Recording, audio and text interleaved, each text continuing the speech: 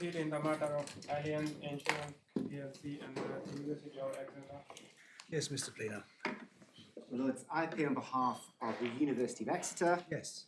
the insured appellant, and my learned friend Miss Hitching appears for Allianz, the insurer respondent. Yes.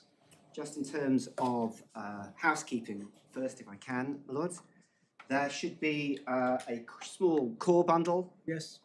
a small supplemental bundle. Yes. There is also a small joint list of authorities.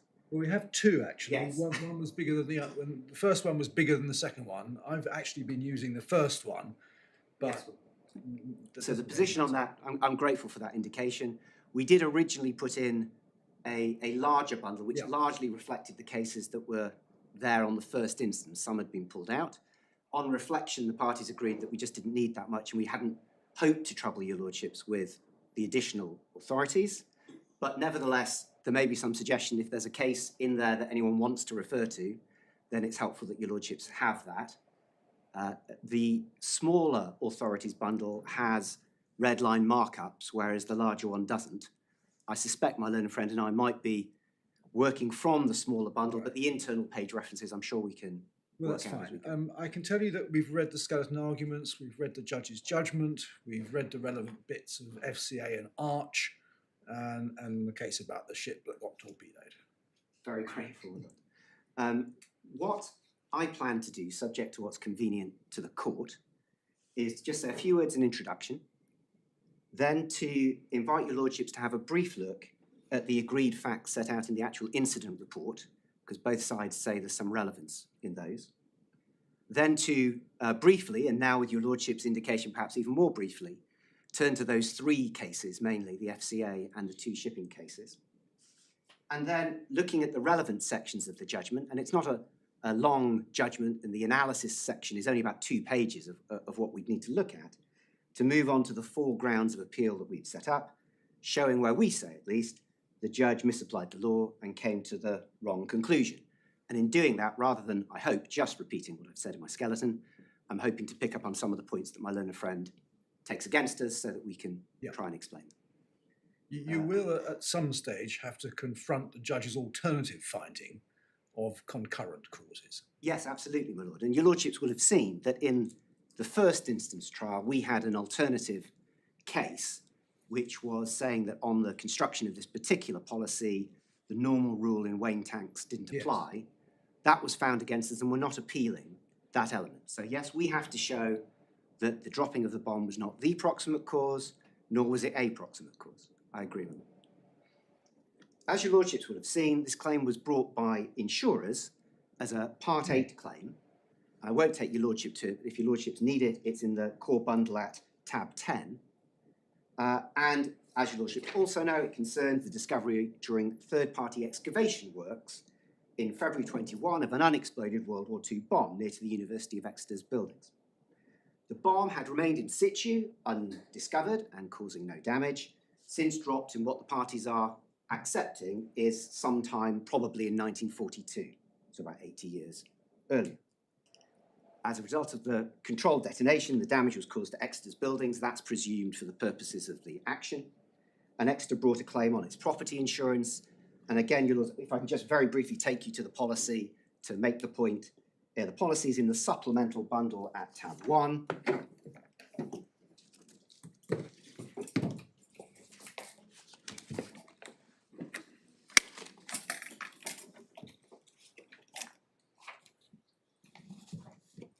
And at page 7 of that bundle,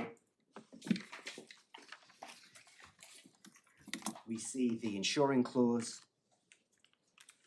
which is covering loss, destruction, and damage to the property. And as a matter of principle, Allianz accept that would be engaged. Over the page, we have the exclusions, or the general exclusions at least.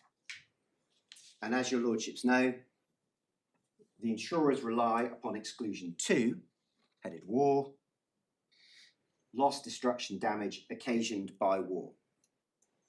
And the parties accept that that is applying a proximate cause test, such that if the damage here was proximately caused by war, in this case by the dropping of the bomb in 1942, we lose. A simple question for the court below, and which this court will also need to address, was whether that damage caused to Exeter's building when the bomb was detonated in February 21 was occasioned by war. The insurers say it was. The judge says it was. We say that conclusion was plainly wrong. And when we look at the judgment in a detail, we can see where and how the judge, with respect, went wrong. We say that when one asks the question, applying common sense as we're invited to do so, what was the meaningful, efficient, proximate, effective cause of this damage? It can't be the dropping of the bomb 80 years earlier. There's no evidence to say that the bomb would ever have caused damage had it not been discovered. Indeed, had it not been discovered in the particular circumstances that it was. We say the only thing that meaningfully explains the damage is that in February 21, the bomb was discovered. And for a variety of reasons which might not have applied if the bomb had been found a year earlier or a year later, it had to be detonated in situ. And to put it another way, the situation prior to the discovery of the bomb in February 21 was a stable status quo, an established state of affairs, with no evidence it would otherwise have caused damage to anything, absent some agency of change, which we say was the discovery and detonation. In the first instance decision, having said something along those lines, I said to the judge, if I were a braver advocate, which I'm not, I would now sit down. But as with the first trial, and now if your lordships will indulge me, I'm going to look at it in a bit more detail. Although, in truth, we return to those propositions effectively time and again. We say the court should come to our conclusion as a matter of common sense, but also by applying the principles set out in the FCA, by asking whether given what we know now, was the damage inevitable? Was it an inevitable result in the ordinary course of events of the dropping of the bomb? Was the dropping of the bomb the meaningful agency of change? And was this application of the war exclusion being applied in a manner that parties could ever have objectively intended? Moving now to the facts and then to turn to the law and then the grounds. We have, I'm going to take your lordships to the incident report in a moment. There's only a few pages and I only have to take your lordships to some extracts. The case was brought by Allianz on the back of inviting us to agree the facts of the incident report, which we did. And it's important as it explains exactly what happened and both sides rely on that to some extent. But I should say a few words just before we go to the detail of it. It's not suggested by us that the actions of the emergency services were in any way negligent. But we say that it is relevant that the need for the detonation was the confluence of various circumstances, such as we'll look through in a minute, the state of the fuse, which, when it was discovered, rather than, for example, the state it may have been in, had it been discovered 10 years earlier or 10 years later. Importantly, the lack of availability of what is described as an ACE machine, which, according to that document, could have steamed out the explosive without the need for a detonation at all. But it transpires that it wasn't available at that time. And the fact that it occurred during COVID, such that nobody could wait because they couldn't keep people out of their houses for long periods of time when it was logistically difficult during the pandemic. So with those words of introduction, if I could take your lordships to the incident report in the supplemental bundle at tab 2.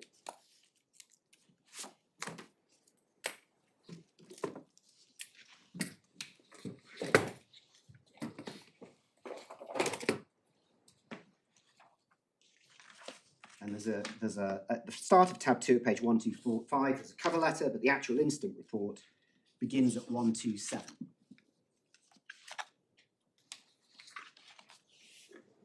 Lords, as we go through this, I'm going to try and give explain what the different initials stand for as we go along, because I at least was ignorant of them, but they're not in dispute as to what they stand for. I think we've got a list of them somewhere, haven't we? I think there is a list of most of them, my lord. I don't know if it's in my learner friend's skeleton or at the back of them. Well, in which case that's a useful place to go to if your lordships get stuck later, I suppose. It's in the skeleton for the appeal, is it? Let me just check, my lord. I think actually it might be the skeleton argument from the trial. Yeah. So if your lordships go to tab 5 of the supplemental bundle. The supplemental. Yes, right at the back of that, there's a list of acronyms. Yeah. Perhaps I'll take that out and have it next to me.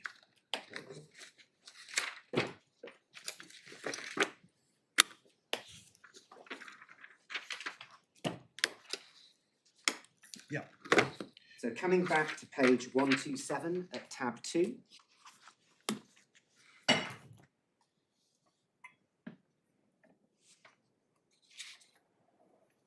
Well, I'm not going to read it all out, but just pick out some of the points that have been relied on by both sides. One goes first at the bottom to section 12, background. Does your lordships have that? Yes. And that's explaining, I'm going to paraphrase it, on 26th of February in the morning, construction workers find the probable German ADW, air-dropped weapon, whilst conducting excavation work on a building site in Exeter. And we see in the second paragraph, EOD assistance was requested. That's explosive ordnance disposal assistance was requested through what I think is the Joint Services Explosive Ordnance Operations Centre very shortly afterwards. SDU-1, I think, is the Southern Diving Unit 1's immediate explosive ordnance disposal team were dispatched to attend the scene. And as we go over the page, in the second paragraph, in the end of the second line, we can see the immediate EOD operator subsequently identified the munition as requiring an ADW response, an airdrop weapon response. We then move to section 14, arrival, reconnaissance and stabilisation. On arrival, second sentence, they conducted a quick explosive recce. Due to the size of the ADW, advised the police to refine their cordon and evacuation distance. The ADW EOD team and SDO, I think that's subdivisional officer, arrived on scene at 5, so in the afternoon, and after liaising, they conducted their own explosive recce. We then see a bit more detail of that explosive recce, which just invite your lordships to have a look at. It says that the munition was identified as being a particular kind of German 1,000-kilogram bomb. The fuse was carefully excavated in an attempt to identify it, and this attempt revealed a single, very degraded transverse fuse. Corrosion was such that no identification markings were visible, and the metal had deteriorated to a point where the electrical contacts of the fuse were exposed, and fragments of the fuse were being dislodged from the ADW when brushed. Move on a little bit. From the degraded state of the fuse immunization technique was discussed, however, was quickly discounted as a viable option. It was unclear if the technique would actually be successful. And then the resources required to move the munition to a disposal site through a built-up area, whilst maintaining a rolling cordon of 2 kilometres plus, was simply unachievable. With ACE being temporarily removed from service, and my lord, that's the ACE machine that we see later in the report, that's the machine that could otherwise have steamed out the explosive. With the ACE being temporarily removed from service due to a lack of contractor safety inspection, the only realistic course open to the team was to conduct an RSP, render safe procedure, with an attempted low-order technique to reduce the potential of damage to the surrounding areas. An RSP? Render safe procedure. Thank you. And my lord, I think it's accepted as well that the difference between a low-order technique and a high-order technique is that the low-order technique is intended to just blow the casing so that you can get to the actual explosive bit inside, forgive the lack of technical language. A high-order technique is when you detonate the whole explosive, and as we'll see, they were hoping to just have a low-order technique, but knew it might blow a high-order technique, which it did. As we move down to additional assets, just below, as a result of that assessment, they decided that the safest course of action was dispose of the munition in sight. Due to the munition in the proximity of vulnerable buildings and dwellings, an RSP, render safe procedure, incorporating a low-order technique was planned in an attempt to minimise damage. And then we've got sand acquisition. The local authority was contacted by the police, and 400 tonnes of sand for the HMBS build was requested. Now, that's a particular kind of proprietary sandbag, a HESCO bastion mitigation system, but it's sandbags, essentially. As we turn over to page 129 with access at the top, we see that second sentence under access, due to the gradient of the slope that the ADW was found, it's decided that the best way would be to dig into the hill, creating a flat surface for the HMBS to be built on. The mitigation team worked tirelessly for 24 hours. They leveled the ground. They built a bespoke HBMS. Additional protective works were erected near to, I think it should be surrounding buildings. Shock trenches dug to minimise ground shock. And on HBMS, it was erected around the bomb to act as a mitigation. The normal HMBS build is trialled to withstand 500 grams. High order event, but this is about 250 to 260 NEQ, net explosive quantity. We've got, of course, a 1,000 kilogram bomb, which will give a lot higher ordnance, and therefore, in addition to the normal HMBS construction, they put more sand in, to paraphrase it. At 16 below, the render safe procedure, an explosive render safe procedure, including a double baldric lot, was attempted as it provided the highest probability of success. The baldrics, as I'll show you the photograph in a moment, Lords, are some forms of metal sticks which actually insert the explosion to try and make it at a specific spot to maximise the chance of it being a low order technique, as I understand it. And over the page, there's only 2 pages left. At page 130, pre-demolition recce, with the site prepared, the bomb was moved a short distance to allow the HMBS to be built around it. We had confirmed, and it's not in dispute, that that was somewhere between 25 and 30 metres. Once it was fully sealed, the shock trenches were dug, protective works were erected, and then on disposal, the operator puts the baldrics in, and the final disposal was conducted, initiating using a mini DRFD. The best I've got is remote firing device. Not sure what the D is. The firing point's located approximately 210 metres from the disposal site. On initiating the double baldric charge, a high order event was witnessed. And that this means the whole thing blew up. Yes. So what it did was it blew up the ordnance, the explosive device within, rather than just the outside casing to get to the ordnance. Exactly. Which the baldric wasn't supposed to do, is that right? It was hoped it wouldn't, but as we'll see in a second, they always thought it was a possible outcome, which is why they put the sandbags round and took the precautions they did. Confirmation confirmed it caused it to have a high order explosion, fully destroying the munition. And as we see post-demolition recce, several of the surrounding buildings suffered damage. We've then just got the comments at 20, conducted with some very challenging constraints affecting every aspect. The condition of the fuse prevented positive identification and prevented any kind of immunisation. Sorry, where are you? Do apologise, my lord. Under item 20 in the first paragraph. Yes. Yep. The last sentence of the first paragraph, this forced an RSP to be conducted at site. RSP render safe procedure.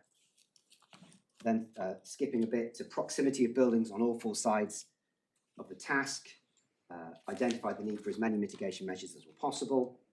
The decision to attempt a low order technique was welcome, but it was highly likely that a high order detonation would occur. That was the point the Lordship was making. So the appropriate cordon was in place prior to the render safe procedure. Mitigation team worked at a phenomenal rate to prepare the ground, construct the HBMS sandbags, and additional mitigation measures, and allowed it to be carried out before last light on day 2 of the task. It goes on in the next paragraph. It was an unfortunate but unavoidable, given the net explosive quantity of the bomb and the small distances involved, that some damage was caused to the building in the immediate vicinity of the site. It was minimised by additional mitigation measures. And at the bottom, under 21, completed in good time due to the hard work of the mitigation team, had to overcome many obstacles, including the steepness of the slope. And then due to the poor condition of the fuse, it wasn't possible to identify, repeating what we've seen before, couldn't do immunisation or move the bomb to a more suitable location. And then finally, over the page. I'm sorry. Sorry. I'm sure you told us and I didn't note it. SDO? I think that is the subdivisional officer. Those are his or her comments? Yes. Yes, that would make sense, but thank you. Subdivisional officer. I confess I'm getting that on the basis of my best Google search that I could, but I couldn't. Okay, all right. Thank you very much. Over the page to item 23, recommendations, lessons learned. Render safe procedure, RSP. The lack of RSP's options ultimately led to an explosive RSP being unavoidable. The degraded nature of the fuse not only prevented positive identification, but also negated the option of utilising the fuse immunisation technique. With ACE being currently out of service, the only option available to the ADWII team was an attempted LOT, which ultimately failed. HMBS. The HMBS has only been trialled to encase a 500 kilogram bomb, which has less than half the net explosive quantity of this bomb.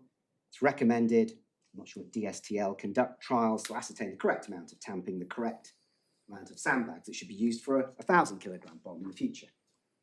ACE. ACE is currently out of service due to a lack of contractor safety inspections and therefore cannot be utilised for ADW taskings, although in this instance, additional pressures on the ADW EOD team from the police would have negated its use. It has utility and should be brought back into service. And it says, what are these additional pressures? The size of the cordon meant a large number of the local population were displaced from their homes during a national pandemic and lockdown. Pressures from the police to return the situation to normal as soon as safely and reasonably practical were felt by the team, and therefore an RSP utilising ACE wouldn't have been appropriate in the instance. It was estimated ACE might have taken several days to steam out the explosive fill, and the enduring nature of this type of render safe procedure was not deemed suitable given the pressures on the local community as a result of COVID. And task summary, overall a good task, successful outcome, high standard. And I was just going to take your lordships to the photographs just to be able to see what it looks like. 2 pages on at 133. At the top, I think we can see the slope where it was found. At the bottom, that is the bomb in situ. Can I ask this? Because I wasn't able to find a photograph of the buildings that were damaged. But if we look at figure 1, to the right-hand side of that photograph, there are what look, to my eye, university halls of residence. And I don't know if that's right or wrong. I can check, my lord, because we've got people from the university here, if you'd like to know. I mean, are there any photographs of the buildings that were actually damaged? I don't think so, my lord. Not, at least not in the pack that we've had. But I can ask, if I can take just 1 second, I can ask if that's wrong. Is that the university there? No, we're behind. We're this side. We're this side of it? Yeah, we're this side. I see, thank you. My lord, what we can see are houses. Mm-hmm. The university building is in fact behind the person taking the photograph. Right, okay. Up the hill, in other words. Up the hill, I think that's right, yes? There is quite a good video of the explosion online. There is, my lord, yes. So, and I think you can see what look like university buildings in that. I think that's right, my lord. I mean, that may be wrong, but that's just the BBC website. Yes, I've seen the same. It's a video from Devon and Cornwall Police. Yes. Cornwall Police. Yes. I think that's right, my lord. I mean, the university buildings were adjacent to this field where it was blown up further back. We can get some images if it would help. If your lordships would like a photo, we can get from the layout, if that would help. I'd be assisted by it, I think. Tell me this, and the buildings that were damaged are what, 60s, 70s, 80s university buildings? 2000s. 2000s, I'm told. 2000. 2000. If they're the ones in the video, there are sort of 3-story, I think it's probably 3-story modern buildings. So there's a combination. Some of them are not from 2011, for example. The ones that ordered this policy, the ones that ordered this policy were built in the very early 2000s, late 90s. Thank you. So, again, I'm taking instructions. There are some of those buildings that were built in the 2000s and some that were built more recently in the 2011 and 2012. In fact, as it happens, those more modern buildings of 2011, 2012 are not covered by this policy. The ones we're talking about are the ones around 2000, which are the ones that you can see. Are they the 3-story ones? The 3-story ones are the more modern ones. Yeah. Ours are, they're actually 4 and 5 stories. 4 and 5-story ones are the ones that got damaged. My lords, if it assists, we did actually append a plan to our particulars of claim, which doesn't have photographs but does at least have the locations. So the plan That's- attached to the particulars of the claim. Indeed, my lord, that's Annex 1 to the particulars of claim. It's in the core bundle behind tab 10, page 87.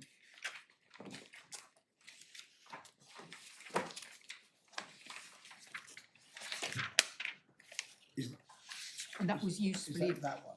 it is, my lord, Yes. and that was usefully agreed below as showing the actual position of the various buildings. Where on the plan, do you know where on the plan the video was taken from? Video's taken across looking. My lord, I can have a guess, but I can't, I don't have any evidence as Okay. to that. I don't think it will actually make that much difference. This, but this that is would the make square, the requirements. location of the bomb, the It square in the is. centre of the circle, Yes. and It the is. red indicates, or the pink indicates what, the blast area? I think that's The the core. pink is the 100-metre core. Right, There was initially a cordon of 100 metres that was put in place by the emergency services, and that is shown pink coming out from the epicentre of the bomb. We then work out to a 200-metre cordon, and if your lordship follows that 200-metre cordon round, your lordship can see that the buildings edged in red, which are Berks Grange Village, and the buildings edged in green, which are Clydesdale Rise, fell within that cordon. And therefore, if I go back to my particulars of claim, that's why the university had to evacuate students from those particular buildings.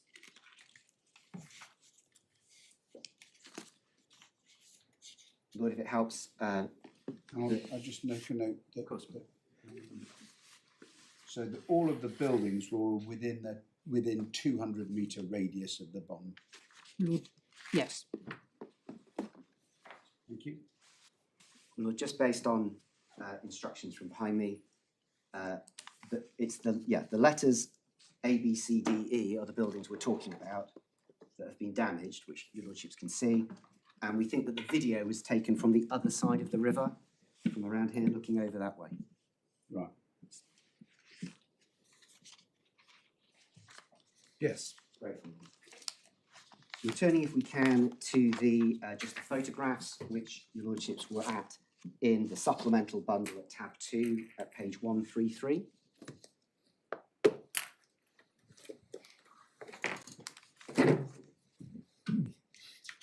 Where we saw the bomb and the hill. If we just go over the page to 134, there's a picture of the fuse, and also the sandbags and the area that was dug out flat where the bomb was moved to. And if we turn over the following page to 135, if we look carefully at the top, we can see two sort of pin needle sticks sticking in. That's the baldricks. And at the bottom, again, once the sandbags have covered the bomb. The aim of the baldricks is to put a very small explosive charge to pierce the casing in yes. order to then do what? Then be able. It doesn't. I don't want to stray beyond what we've agreed. It doesn't say in the report. It seems to be suggested that if you can blow that casing for what's described as a low order technique, that you won't then have to have a high order explosion. But they don't quite explain how or why that would work, at least in the document that we've got. I mean, I suppose if it split the casing, everything would just fall apart. So It may be that you have then better access to the explosive device to be able to do something that you can't do unless you get in, but I don't want to, I can't give evidence on it. So having looked at what are the agreed facts in the incident report, if I can, I'd like to just take your lordships relatively briefly, because I know your lordships will be very familiar with it, to the key bits of law that we say are in play. And then my intention is to go look at the extent to which those bits of law were correctly applied by the judge under the various grounds. My Lord, the judge relied primarily on three cases, and the first one being the FCA and Arch case. In the bundle I'm working from, in the small bundle, it's at tab 5, and if I can try and multitask, in the bigger bundle, I think it's at tab 16.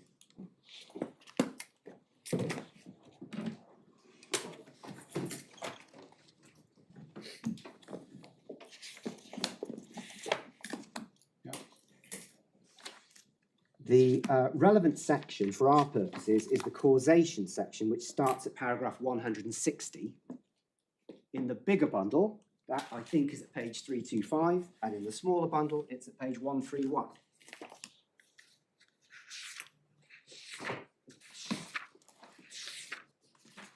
And these will be extracts that your lordships will be very familiar with, of course.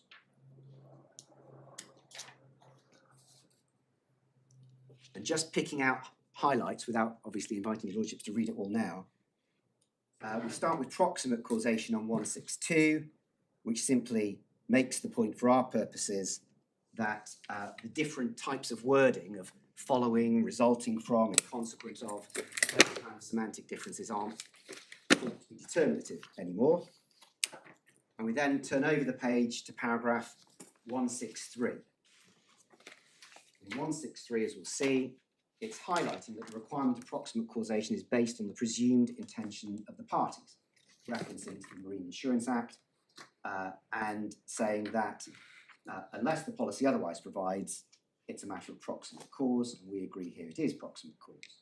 So we're not to attach any particular significance to the phrase occasioned by. The parties agree that we should read that as meaning proximate cause.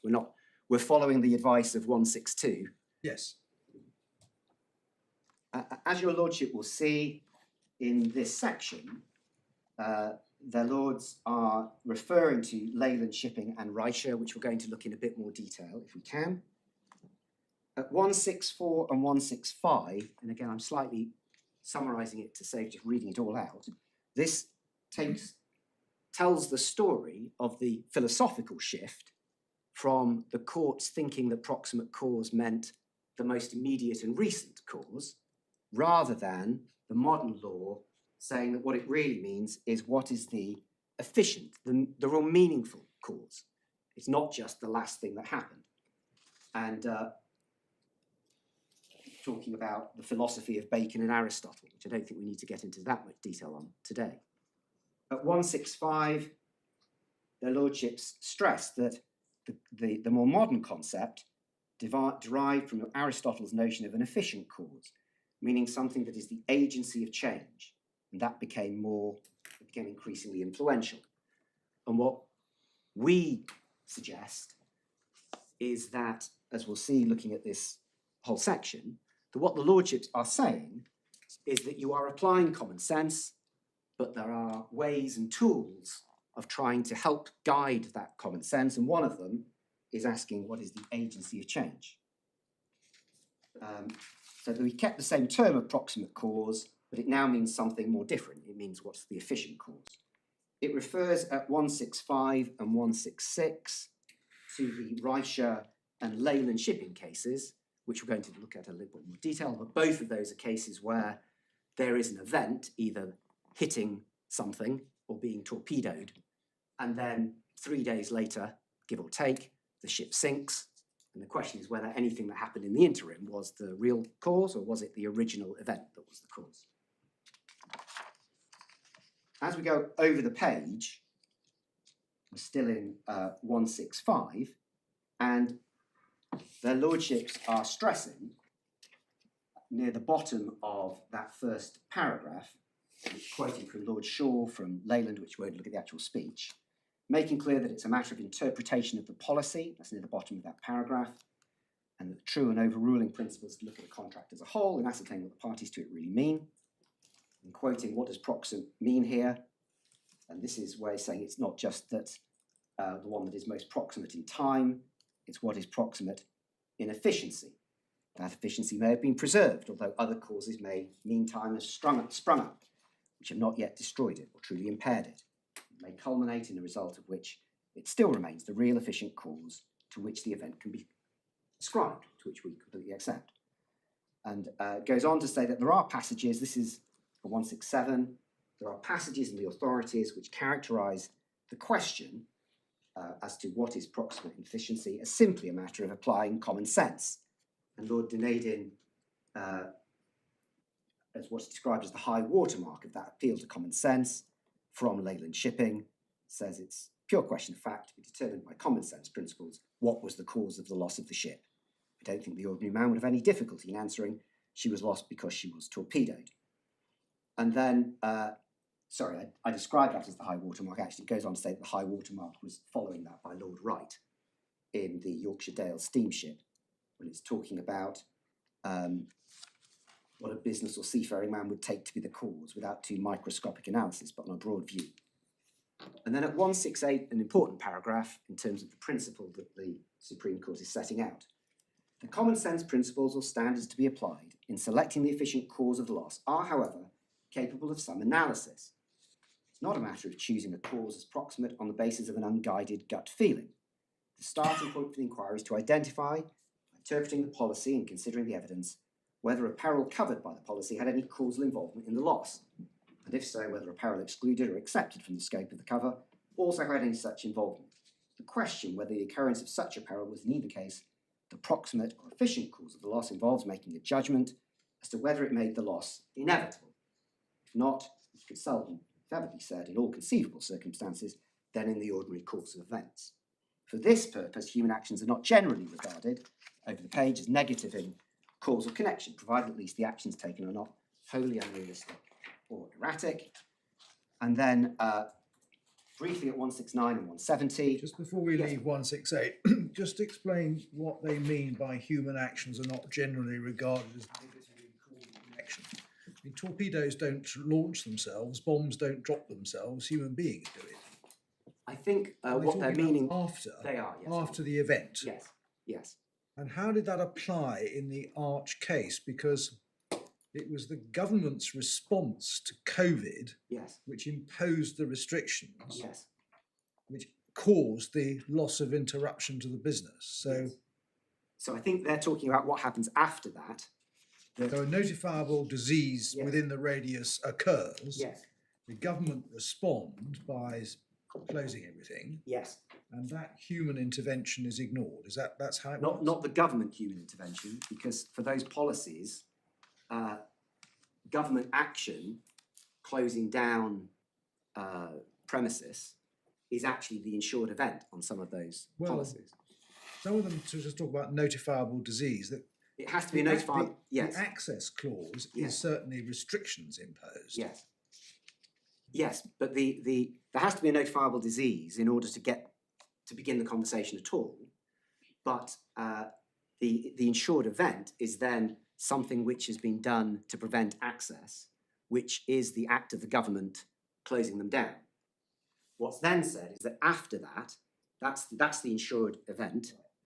After that, if somebody does something which, the example's easy with the torpedo, but if someone then does something afterwards which isn't wholly erratic, then it would not normally break the chain of causation. And as we'll see, my lord, our contention at least is that a large part of what's gone wrong here is that the learned judge below has seen our facts through, if you like, the prism of a novus actus analysis.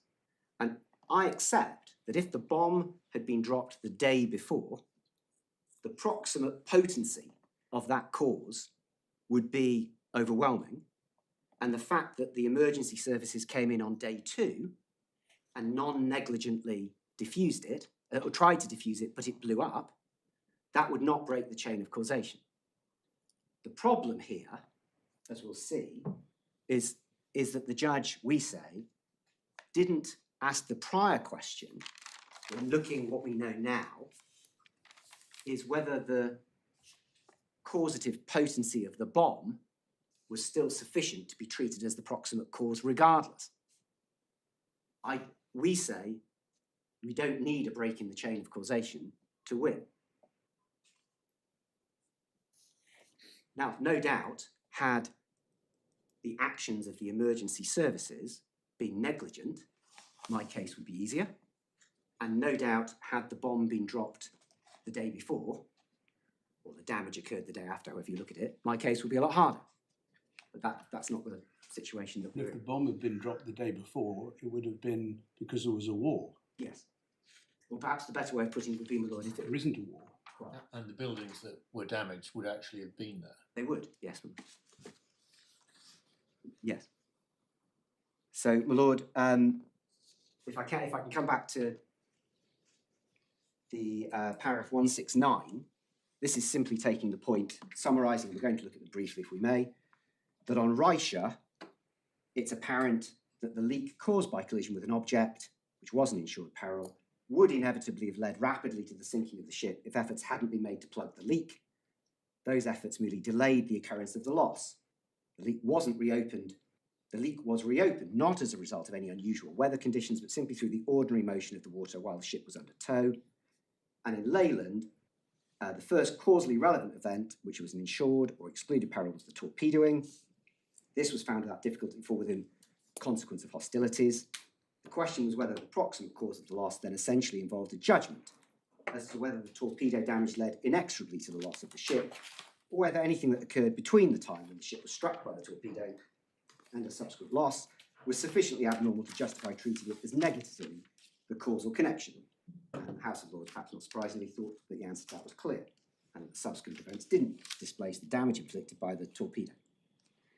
My lord, there's only two other paragraphs that I wanted to take your lordships to in FCA, neither of which I think are any surprise.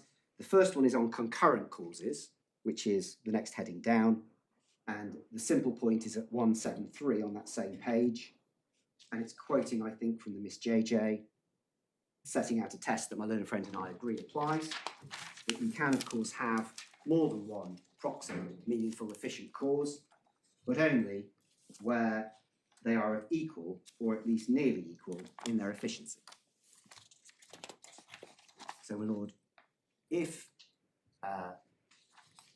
the bomb is not the proximate cause, but is an equal or nearly equal proximate cause, then I lose.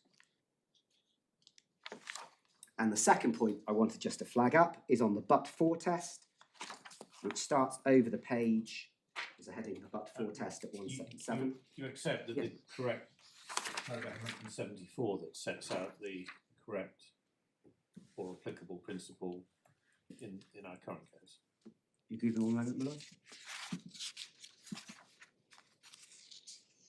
Yes, I do. That was the point that we argued at first instance, where we said the contractual terms displaced the normal rule about weighing tanks. We lost on that, and we're not appealing that. So if one of them is the bomb, if the bomb is the or a proximate cause, we lose. So you're going to make your submissions, but as I understand it, your submission is that the dropping of the bomb was not a proximate cause because it was not equal or at least nearly equal in efficacy. Yes. Lord, our case will be, based on what we know now, the dropping of the bomb had been there for so long, without any damage and without any suggestion that there would have been damage, that it became what is sometimes described as the state of affairs, and that it was a but-for cause, of course, because but for the bomb, there would have been no explosion. But it doesn't really, it's not a meaningful explanation.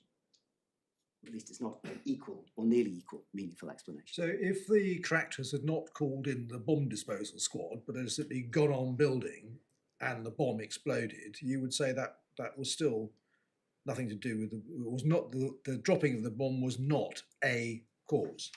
So, my lord, if the bomb had exploded without anyone discovering it, or having discovered it without trying to detonate it, that is a harder case for me, but I think I still would be saying it's so long afterwards that it's not the or a proximate cause. But that's not, I don't have to make that case to win, because in fact what happened, which we have to look at, given that we know what has happened, in fact what happened was it was discovered and steps were taken which led, we say, with a true meaningful explanation of our damage. And so I accept it would be one step harder for me if that hadn't happened, but it did. Yeah.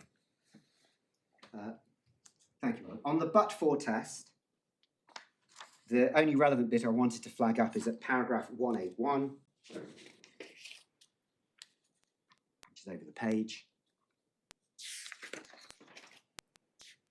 We agree with counsel for the insurers that in the vast majority of insurance cases, indeed in the vast majority of cases in any field of law or ordinary life, if event Y would still have occurred anyway, irrespective of the occurrence of a prior event X, then X cannot be said to have caused Y. The most conspicuous weakness of the but-for test is not that it wrongly excludes cases in which there is a causal link, but it fails to exclude a great many cases in which X would not be regarded as an effective or proximate cause of Y.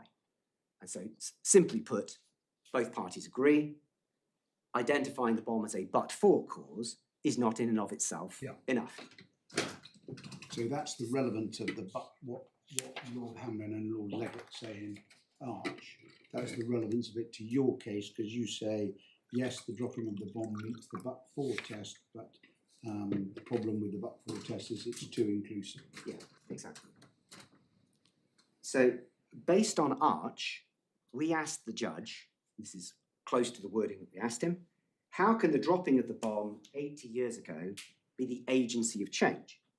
The thing that changed, which resulted in the damage, which shifted the established status quo, was the discovery of the bomb and the steps taken to undertake a controlled detonation. Given what we now know, how could the damage to Exeter's building be said to be inevitable in the ordinary course of events, when the bomb caused no damage for 80 years and only did so because it happened to be discovered when excavation work's going on and happened to be in the condition it was and in those particular circumstances? As we've seen, the judge and the insurers in particular relied on these two shipping cases. Just to come back to a point I made earlier, but it's at some point I'd just like you to put into a logical place somewhere. I mean, is it right that you say that the dropping of the bomb didn't inevitably cause the damage to Exeter's buildings because Exeter's buildings just weren't there? So, my lord, I mean, the damage is to the building, not the land. Yes. So, my lord, we say that what you do, I think both parties agree, is you stand at the point of damage, or indeed today, and you look back and you say, given what we know now, was it inevitable in the ordinary course of events it would cause damage? Now, even if the buildings existed at the time the bomb was dropped, even if that was the case, we would say the answer to the question would be no, because they stayed there causing no damage, and there's no evidence it would ever have caused any damage. There's no evidence about all the bombs under the City of London causing damage until someone finds them, and we don't know. The fact that the buildings, there's no evidence that the buildings were even there is, we would suggest, an additional point to demonstrate why it can't have been inevitable that there would be damage. Now, I think one might be able to take that too far in saying... If you're standing at the point of damage, the buildings are there. Yes. Well, that's true, my lord, but one's got to be careful, I think, to make sure that one's asking the right question, in the sense that you stand at the point of damage, looking back at what you know has happened. And the truth is, what you're doing is, what really explains this damage? We would say, what's the agency of change? If you stand at the point of damage and look back and say, is it inevitable that, is it inevitable that the damage was caused? I mean, we'll say, what's the question you put? Is it that when you dropped the bomb, was the damage inevitable to the buildings? Given what we know now. No, because it's not inevitable the buildings were going to be built. So we say it's given what we know, and it is a... And indeed, if the bomb had gone off as intended, yes, there would have been no problem. Well, that's true. But what we say is, when you say, well, but the buildings exist, what you can't do, you can stand at the point of damage and say, given what we know now, was it inevitable at the time that the bomb was dropped? What I don't think you can do is say, given what we know now, was it inevitable after everything that has actually happened? Because if that was the case, it would always be inevitable, because you get to the last moment and say, well, given the bomb was dropped and didn't go off, and given it was discovered when it was, and given there was a high-order explosive, and given that explosive headed towards our building, was it inevitable? Well, the answer would always be yes, and that's not a meaningful question, we would say.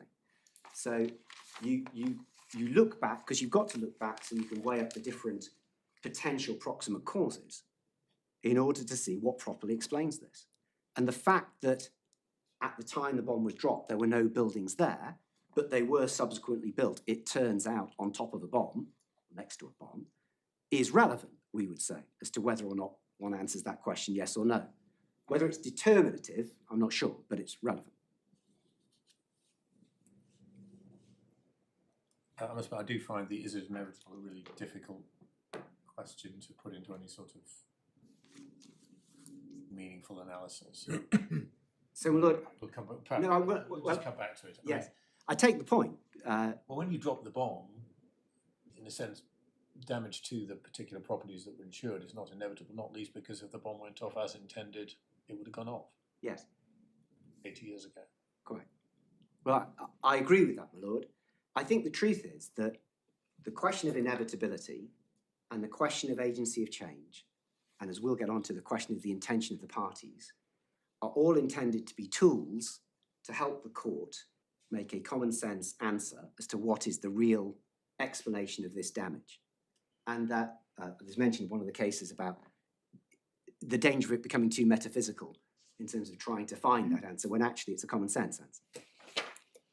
We're warned against gut instinct, or whatever it's called, unguided Yeah. gut instinct, and we're warned against too metaphysical. Somewhere in there, there's a middle ground, I'm sure. I'm sure there is, my lord. But I think what in all seriousness, what the court is saying, it is a common sense answer, and here are some helpful tools to try and help you answer that. Now, it might be in some cases, one of those particular tools is a more useful piece of equipment than another. I mean, we would say, I think, that actually, given the length of time of a status quo, the one that is a most meaningful test is agency of change, because what really caused this to happen? But I'm not hanging all my hats on that particular peg in case it's found that that's not the right way of doing it. So that's a sort of value judgment of some sort? I mean, if the bomb had exploded in 1946 or 1950 or 1955, would the answer be different? Well, I can take that in stages. The first answer is we have accepted that there's not a bright line at the end of the day of the war. So if the bomb was dropped on the last day of the war and it blew up the following day without anybody touching it and caused damage, we're not saying that that can't be occasioned by war. We accept What if the policy had been entered into after the war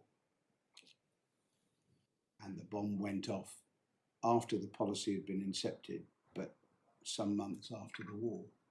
One of the authorities in Colinvo says that the war exclusion doesn't apply if the war has ceased. So, my lord,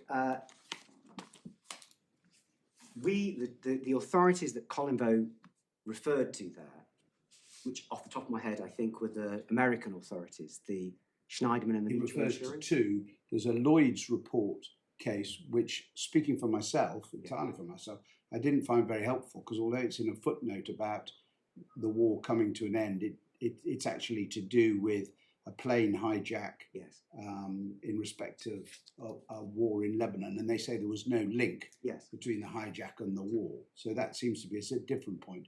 But Schneiderman, I think it's called, Schneiderman, yes. the man who was killed 4 days after the end of the Suez war, ceasefire, Yeah.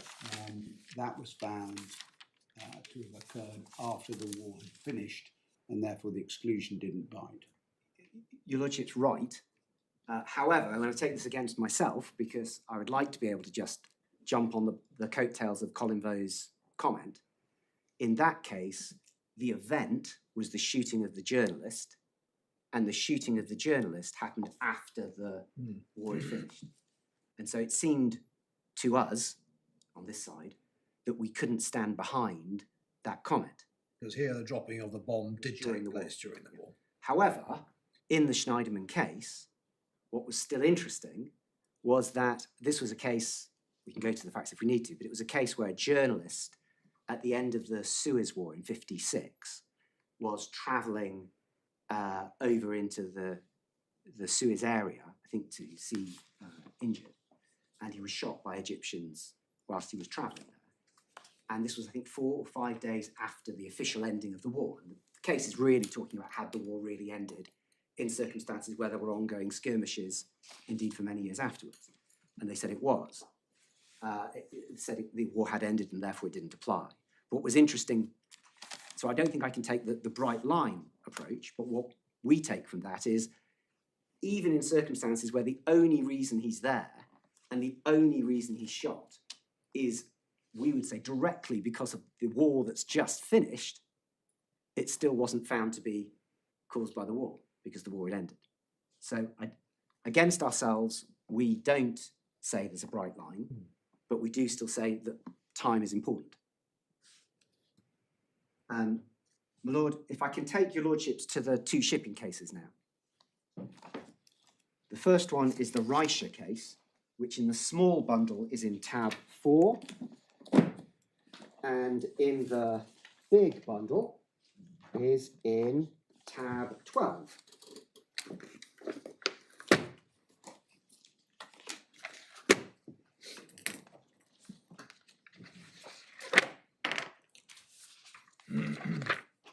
It's quite a short judgment, and I think I can take it relatively lightly because the main point that comes out of this judgment, which we've seen in FCA, is that this case is held up at the case that makes it clear that proximate cause isn't just the latest, the most nearest in time.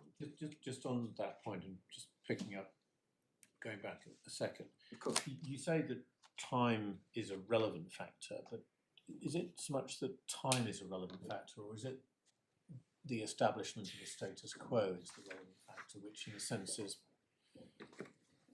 I see the point. It's not so much time, it's whether there's a status quo established. I think that's probably fair, my lord. I think that I don't want to limit my case to saying there has to be a state of affairs in order for time to be relevant. Colours to the mast at some point, though. Yeah, but I don't know, because I'd say in our case there clearly is a state of affairs, so I win that way, if you like. But I think that in our case, let's at least take it on the basis of this. In our case, the length of time is such that it can't be the explanation of the damage, in simplest of terms. I mean, put it another way, if the test is something like the agency of change, Yes. which you embrace, I mean, the very concept of change is, the flip side of that is an unchanged, a status quo. Yes. So I'm just wondering whether it's more sensible to talk in terms of whether there was an intervening status quo or status quo established, rather than just talk in terms of the elapse of time. Yes. I think it would depend on the particular facts. I don't want to, on my feet, unless I have to, think of an example where there might well be a significant period of time which either does or doesn't lead to a state of affairs, but which might nevertheless be relevant for the purposes of deciding what's the meaningful cause. You can imagine there might be, but in our case, we say that the period of time and the fact that there's no evidence that this bomb would have ever gone off had it not been discovered is really the critical point in terms of deciding what's caused this. And so, in answer to my lord's question, it's that creates the status quo. I think that's fair. And there and your case is, so something has to change. Yes. That status quo. Answer, you say, the discovery of the bomb and the controlled explosion. Yes. The discovery of the bomb and the particular confluence of circumstances at the moment it's discovered.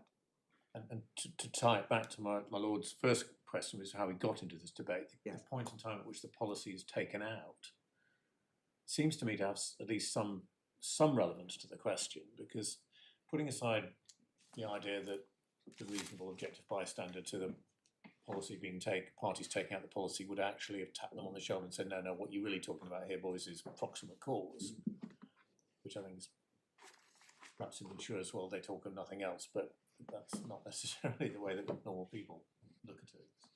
Somebody taking out an insurance policy containing this exclusion clause a year after the war's ended Yes, might think very differently of it than somebody taking the policy out 75 years, 80 years after the war's So- ended. exactly. And we do agree with that, my lord. And our ground 3, when we get to it, is saying that the judge failed to sufficiently take into account what the objective intention of the parties must have been when entering into this policy.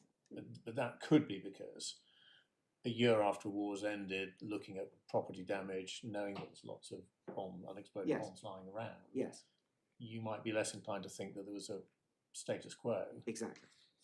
I think that's right. Whereas now, 80 years on, yes, things might you might think so different. Yeah, okay, well, Yes, I sorry, agree. those are it's not a gut instinct, but it's not very. I haven't really formulated the ideas there, so I just throw them out. well, my lord, I think they mirror the point we get to when we talk about the intention of the parties, in truth. So hopefully it's something we'll be able to dig into.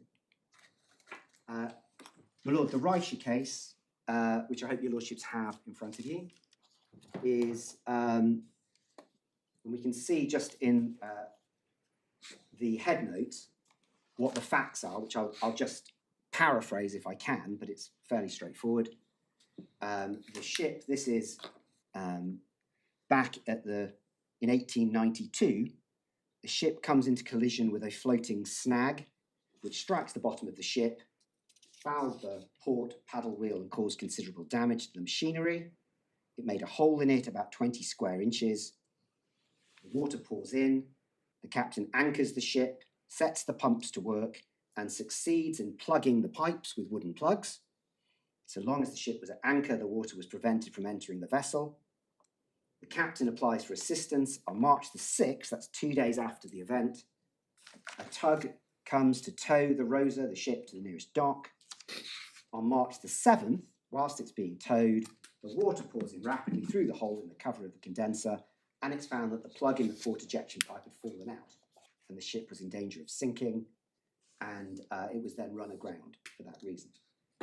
The insurers denied liability. They accepted liability for the original damage, but denied liability for the subsequent damage, contending that the proximate cause of that damage was not the collision, but the towing to port of repair. And if we then turn over the page, there's only 3 short judgments. If you just have a quick look at. Lord Justice Lindley says at the top there, no doubt in considering the liabilities of underwriters, it's a cardinal rule to regard proximate and not remote causes of loss. The rule is based on the intention of the parties as expressed in the contracts of which they've entered. But the rule must be applied with good sense so as to give effect to and not defeat those intentions. And if we pick it up then about 7 lines down into the next paragraph, starting with she was injured by a peril. She was injured by a peril insured against. Liability to make good that injury is arisen is not denied. The extent of that liability is the matter of the dispute. Is the liability confined to repairing the injured parts? If not, does the liability extend to making good all loss or damage, which is in fact attributable to the injury occasioned by the collision? The liability of the underwriters cannot, I think, be restricted to repairing the injured parts, and indeed, counsel for the underwriters didn't seriously contend that it could. If the ship had sunk and be lost under such circumstances as to render the inference unavoidable that the collision caused the loss, it's plain the cost of repairing the damage would not be the measure of the liability of the underwriters. The moment, however, that this conclusion is arrived at, it's difficult to see what principle for a loss occasioned by that injury can be excluded, except upon the ordinary principles applicable over the pages to remoteness of damage. The fact that some fresh cause arises without which the injury would not have led to further loss is, I think, far from conclusive. Assume that this ship would have floated in calm water, notwithstanding the injury she'd sustained by the collision. Suppose that before such injury could be made good, the water became so rough as to get into her and sink her. By reason only of her injured condition, such loss, in my opinion, would be proximately, though not exclusively, caused by the collision, and would fall under the underwriters of policy worded as this policy is. And if we skip the next sentence and pick it up at the sinking of this ship, a few lines down, the sinking of this ship was proximately caused by the internal injuries produced by the collision and by water, and getting through the injured parts while she was being towed to the place of repair. Sinking was due as much to one of these causes as to the other. So in this case, Lord Justice Lindley, although as we see not the other judges, is in fact finding concurrent causes, which was enough on the facts. but it's the principle that we're interested in. Goes on to say, it would, in my opinion, be contrary to good sense to hold the damage by the sinking was not covered by this policy. Negligent or mismanagement on the part of those on board isn't suggested. And at the bottom, final sentence at the bottom, it appears to me, however, that an injury to a ship may fairly be said to cause its loss if before that injury is or can be repaired, the ship is lost by reason of the existence of that injury, i.e. under circumstances which, but for that injury, would not have affected her safety. And just picking up a couple of lines in Lord Justice Lopez and Lord Justice Davey. Lord Justice Lopez in the second paragraph says, in cases of marine insurance, it's well settled. It's only the proximate cause that would be regarded and all others rejected, although the loss would not have happened without them. In other words, even if they are but for. Despite damage received in collision must therefore in this case be the proximate cause. Goes on to say the damage received in the collision was the breaking of the condenser, and it was the broken condenser which really caused the proximate loss. The tug was continuously in danger from the time the condenser was broken, and the broken condenser never ceased to be an imminent element of danger, though that danger was mitigated for a time by the insertion of the plug in the outside of the vessel. The cause of the damage to the condenser was the collision, and the consequence of the collision, that is, the broken condenser, never ceased to exist, but constantly remained the efficient and predominating peril. So Lord Justice Lopez thinks that that is the proximate cause, and Lord Justice Davey, again asking what's the causa proxima, and the only answer seems to me the inrush of water through the hole in the condenser. What made the hole? The collision made the hole. Failure of the attempt to mitigate or stop the damage arising from the breach in the condenser cannot, in my opinion, be justly described as the cause of the ultimate damage. So we say, just pausing there for a moment before we look at Leyland quickly, the key takeaway points from that are that there was actual considerable damage caused by the original event. The only question was whether, to borrow a phrase from Arch, that damage made the subsequent loss inevitable in the ordinary course of events, and the judges effectively, though not using that language, found that it did. Again, to use the Arch language, the agency of change here was clearly the collision, not the attempts to plug the leak or the inevitable inrush of water when it failed. This was, in the ordinary course of events, to use the language we'll see in Leyland, a ship that was doomed from the moment of the collision. And that takes us on to Leyland. Yes, Just pausing there. Speaking entirely for myself, I find it quite difficult to translate this case to the present case because they're very clear. Lord Justice Lindley is very clear. At the top of page 200, I'm in the original bundle of authorities, but on page 551 of the report. Yeah. The fact that some fresh cause arises without which the injury would not have led to further loss. Yes. It is, I think, in such a case, far from conclusive. Reicher is a case, and I think Lindley is the same. Sorry, Leyland is the same, where there was loss and damage caused by the initial event. That is not this case. I agree. And what there seems to be a dearth of is any authority in which the potential proximate cause did no damage at all. Yes. When it happened. Yes. So, my lord, I don't say that you have to have damage initially in order for there to be something occasioned by war. I don't think that's an absolute requisite. But what I do say is that these cases, Reicher and Leyland, which were the cases that the insurers were perfectly properly keen to put to the judge as being relevant, were not that helpful because they're so different. And indeed, that's where my first line after looking at Leyland was to take a step back and say, well, these cases are just so different. The reasons for the answers are so different that they are either of no relevance to our case, or they are, we would say, a useful counter-indication to our case. To say that, we'll get to Leyland in a minute, there's some useful phrases there which they just plainly would suggest that the bomb was not the proximate cause of the dropping of the bomb, where they talk about the ship being doomed from the start, for example. But yes, my lord, that is our view of these cases. All right, so then you want us to go to Leyland, is that right? Yes, my lord, please. So that is in the small bundle at tab 3 and the bigger bundle at tab 8.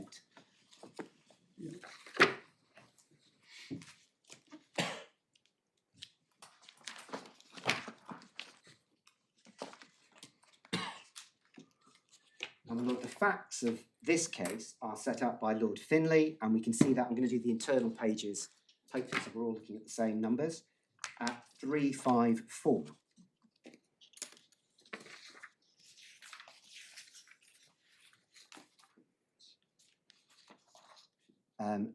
So this is a voyage of the Icaria, and a voyage from South America to Havre in London. It was stopped on January the 30th, 1915, 25 miles northwest of Havre to take a pilot, and she's struck by a torpedo on the 30th of January. 2 large holes are made in the vessel, and it's filled with water. We learn later that those holes were, I think, I won't trouble your lordships to go there, but we're told they are 3.15 metres wide and 2.6 metres high. The crew went on a tug because they thought it was going to sink. It's brought into the outer harbour of Havre.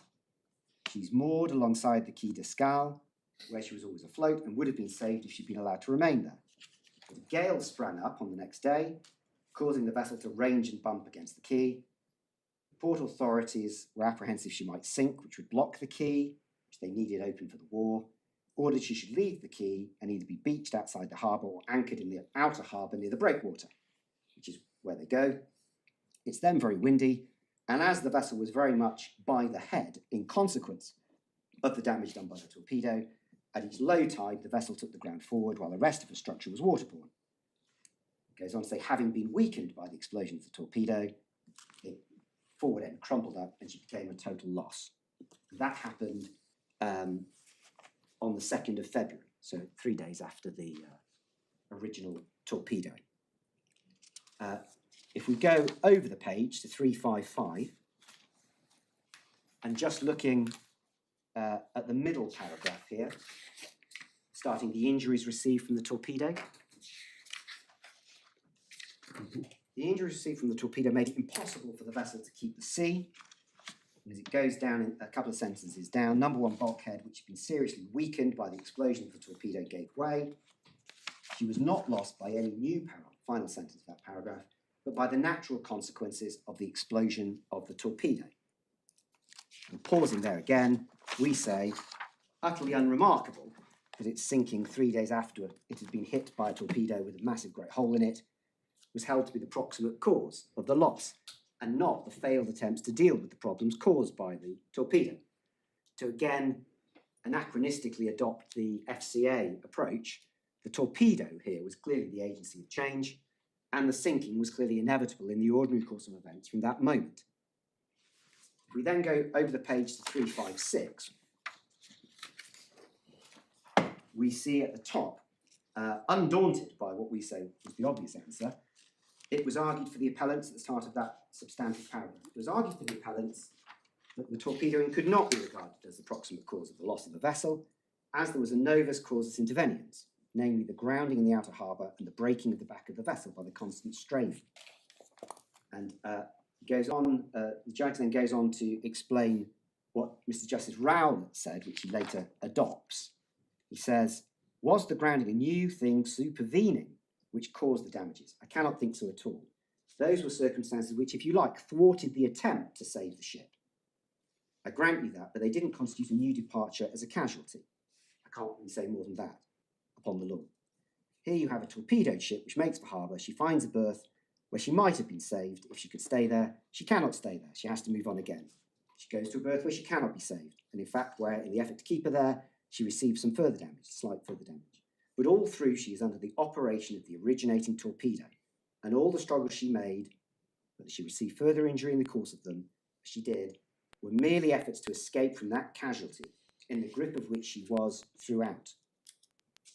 And if we then go with me, over the page, sorry, I should just say at the bottom of 356,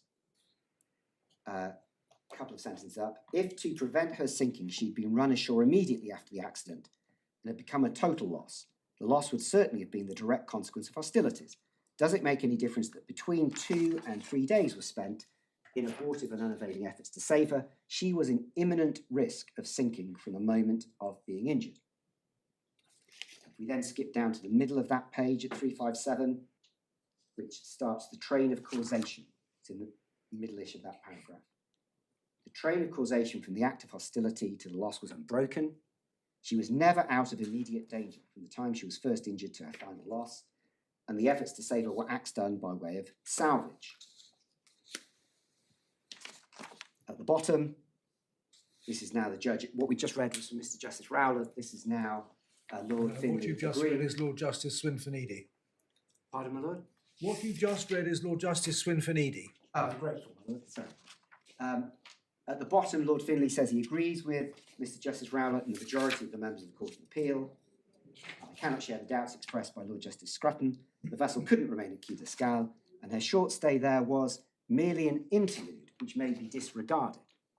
And if, come back to this, but if one were to find a sentence which best demonstrates why this case does not decide our case, it would be the comparison of the 80 years we had with the merely an interlude which may be disregarded.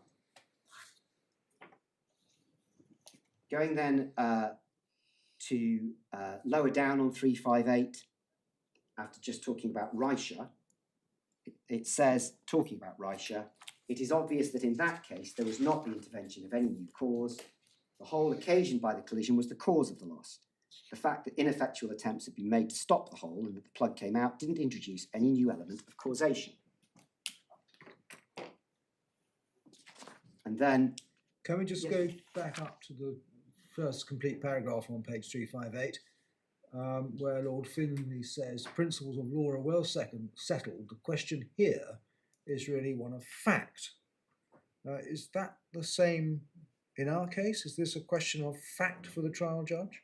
Well, my lord, the facts are agreed. It was all based on agreed fact. So we say what's happened here was a misapplication of law because, and we'll get to it when we look at how the judgment deals with it, we say that the judge has not applied the correct law in trying to answer this question. If we then move a few pages on to internal page 362,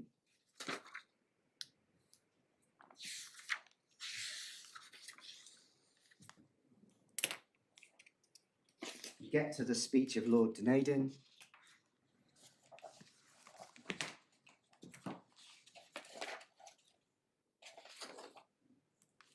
And just to pick up the second sentence there, I think the case turns on pure question of fact, which is the simple point we're talking about, to be determined by common sense principles. What was the cause of the loss of the ship? I don't think the ordinary man would have any difficulty in answering she was lost because she was torpedoed. And if we then move on another couple of pages to page 36. Pick my lord to point up. I mean, it's not really right to say about question of fact, is it? I mean, the question he was actually answering was what was the proximate cause of the loss of the ship, Yes, which is a legal concept. it is. You're right, Malone. I agree. I think that's probably wrong. I can't put words into the mouth of a judge from so long ago, nor a judge of such a level, but it might be that it's trying to express this is an application of common sense on the facts, but I agree that's not what he says. But I agree with your lordship as to the proper view of it. It seems to be prompted by a certain amount of irritation as to the large citation of authority. That's a charge that can't be levelled at the two of you because this is, in my experience, a first. You've reduced the number of authorities for the actual hearing. So whatever Lord Dunedin was unhappy about doesn't apply here. Thank you, Lord. If I could invite your lordship to turn to 364, this is still within Lord Dunedin.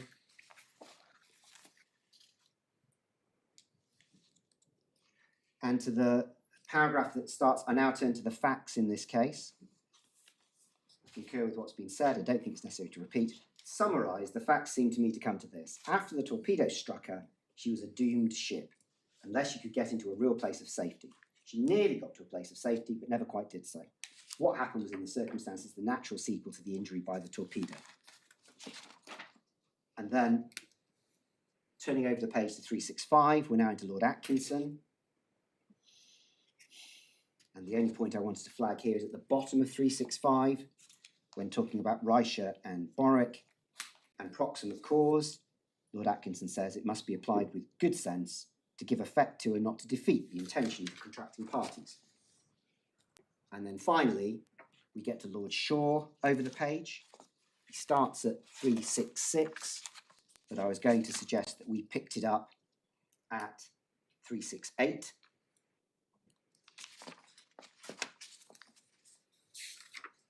At the bottom of 368, starts, in my opinion, my lords, too much is made of refinements upon this subject, which is picking up on the point I made, I guess, in different words, saying that one can get too metaphysical with it. The doctrine of cause has been, since the time of Aristotle, and the famous category of material, formal, efficient, and final causes, one involving the subtlest of distinctions. The doctrine implied in these to existences rather than to occurrences. The idea of the cause or occurrence of the production of an event or the bringing about a result is an idea perfectly familiar. Over the page, the minor to the law, its connection with that with the notion of proximate cause is introduced. And indeed, I think this is the section that we've seen in FCA and Archer. Be careful not to lay the accent upon the word proximate in such a sense as to lose sight or to destroy altogether the idea of cause itself. The true and the overruling principle is to look at the contract as a whole and to ascertain what the parties to it really meant. What was it that brought about the loss, the event, the calamity, the accident? And this, not in an artificial sense, but in that real sense which parties to a contract must have had in their minds when they spoke of cause at all. And to treat proximate cause as the cause which is nearest in time is out of the question. We agree with that.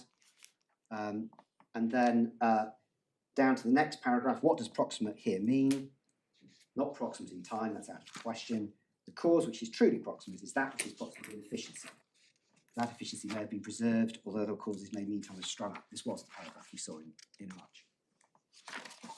So just to go back to the preceding paragraph, Yes. starting to treat proxima causa, he says it's not a Chamberlain net. At each point, influences, etc., meet, and the radiation extends infinitely. At the point where these various influences meet, it is for the judgment as upon a matter of fact to declare which are the causes. I'm just concerned about the role of an appeal court where the judge has formed a judgment. I mean, it may not, as my lord says, it may not be a pure question of fact, but it's an evaluative judgment on as between competitors, if you like. So what is our role as an appeal court? So, my lord, the way we've approached it is to divide up our first three grounds from our fourth ground. So that's the no reasonable judge could have reached this conclusion. Yes. We say the first three grounds we can show he's not applied the right law, even though he said he was going to. And then the fourth ground is saying, if we're wrong about that, and we're doing him a disservice in that, he reached a decision that nobody could have reached. Right. The trouble is, at the top of the page, he talks about it in terms of the true and overriding principle is to look at the contract and ascertain what the parties to it really meant. What was it which brought about the loss, the event, the calamity, the accident, not in an artificial sense, but the real sense in which the parties of the contract must have had in their minds when they spoke of cause at all. Well, if it's a question of what was in the mind, contractual interpretation, that's a question of law, isn't it? So, my lord, our primary case is it's a question of law, but what we've done by putting in ground 4, we describe it as a catch-all. If we need to make good the answer that no reasonable judge could get there on the facts, then we make that submission as well. But I agree. I think what I'm trying to say is Lord Shaw sort of talks about the overruling principle as being one which I would understand to be a question of law, namely what's the meaning of a contract, which this court does all the time. It says Yes. the contract has one meaning, this is it. Yes.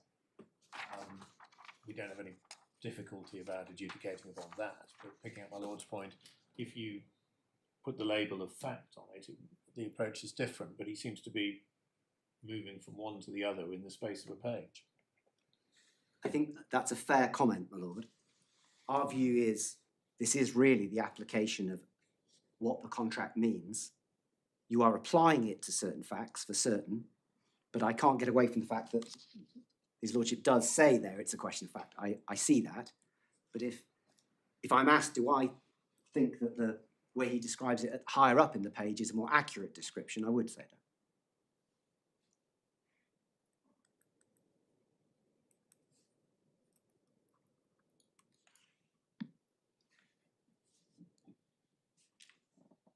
So, my Lord, we say these two cases don't help insurers.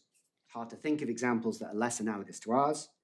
We accept you don't have to have immediate damage in order for the event to be considered the proximate cause, but the fact of the immediate damage in these cases and its inevitable consequences, that they were doomed from the start, is central to the court's analysis in those cases. And the fact that the eventual damage is a matter of days later makes it clear that the causative potency, if you like, of event one was never in doubt and was overwhelming. As Lord Finlay says, the bit in between was merely an interlude which may be disregarded. Given those circumstances, it would, of course, have required something truly astonishing to conclude that that wasn't the real explanation of the loss, the real agency of change.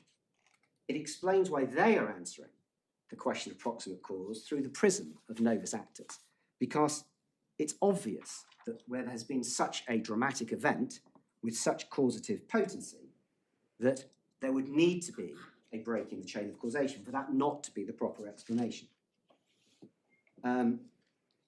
In the judgment, I can just very briefly look at this before we move to it more substantively. So you say that explains why in those cases they were looking at it as a matter of a break in the chain of causation. Exactly.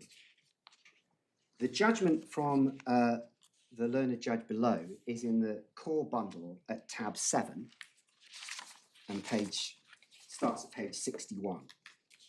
So are we moving to your fourth heading? We are very close to it, yes. That's relevant sections of judgment. I think. Yeah, yes, my lord. I'm taking one point here, and then I've got a very quick summary to say, and then I'm going to the grounds. But it's just because it derives directly from this point about Reicher and Leyland that I just wanted to point out one point in the judgment. Yeah. And as your lordships will have seen from the judgment, there's a small section on agreed facts, damages, insurance, but we then get to the key part, which is from paragraph 22, headed proximate cause, at page 64. And from 22 through to 40, the learned judge sets out a summary of many of the paragraphs that we've just looked at, where he accurately describes the test in FCA and Arch, and accurately notes what was said in Reicher and Leyland. And the only point I just wanted to flag at this point, because it's the only bit when he moves from describing what the law is, which we accept was correct, to commenting on those cases, there's just two phrases where we think there's a problem, and they are at paragraphs 38 and 39 of his judgment. In paragraph 38, he says, the question of inevitability is to be examined on the basis of the facts known at trial. Agreed. The initial peril in each of the shipping cases identified as the proximate cause, striking an object or being torpedoed, he says, would not, in the ordinary course of events, inevitably have led to the loss, as the reports show. Now, I don't think that is actually a fair description of what those cases showed.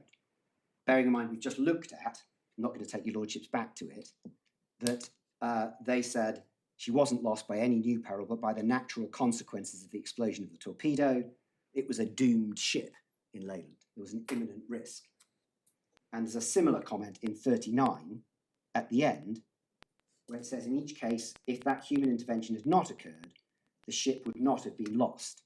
In each case, the intervention was reasonable and needed cases were criticised. We're certainly the last sentence right. But again, it just depends exactly what he means by that. But aside from that caveat, we accept that he does describe the law fairly.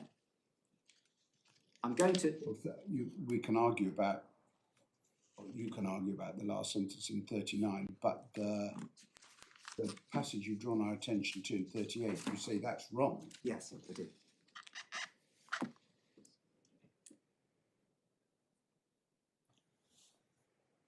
Yeah, okay.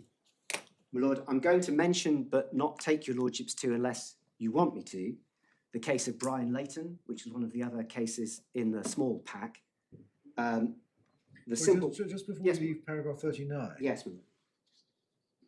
He says in his second sentence, the loss in each case was either caused by an insured event, perils of the sea or collision, or an excluded event, war or perils of the sea. But in Reischer, the insured event was collision. And in Leyland, it was a war, wasn't it? That was the peril. I'll double check it. In one of them, it was the exclusion. I think it was Leyland. The war was the exclusion, and the insured loss because of that. So what he's saying was, So the insured did not recover in Leyland. Let me just double check, my Is that lord. right? That's right. That's right.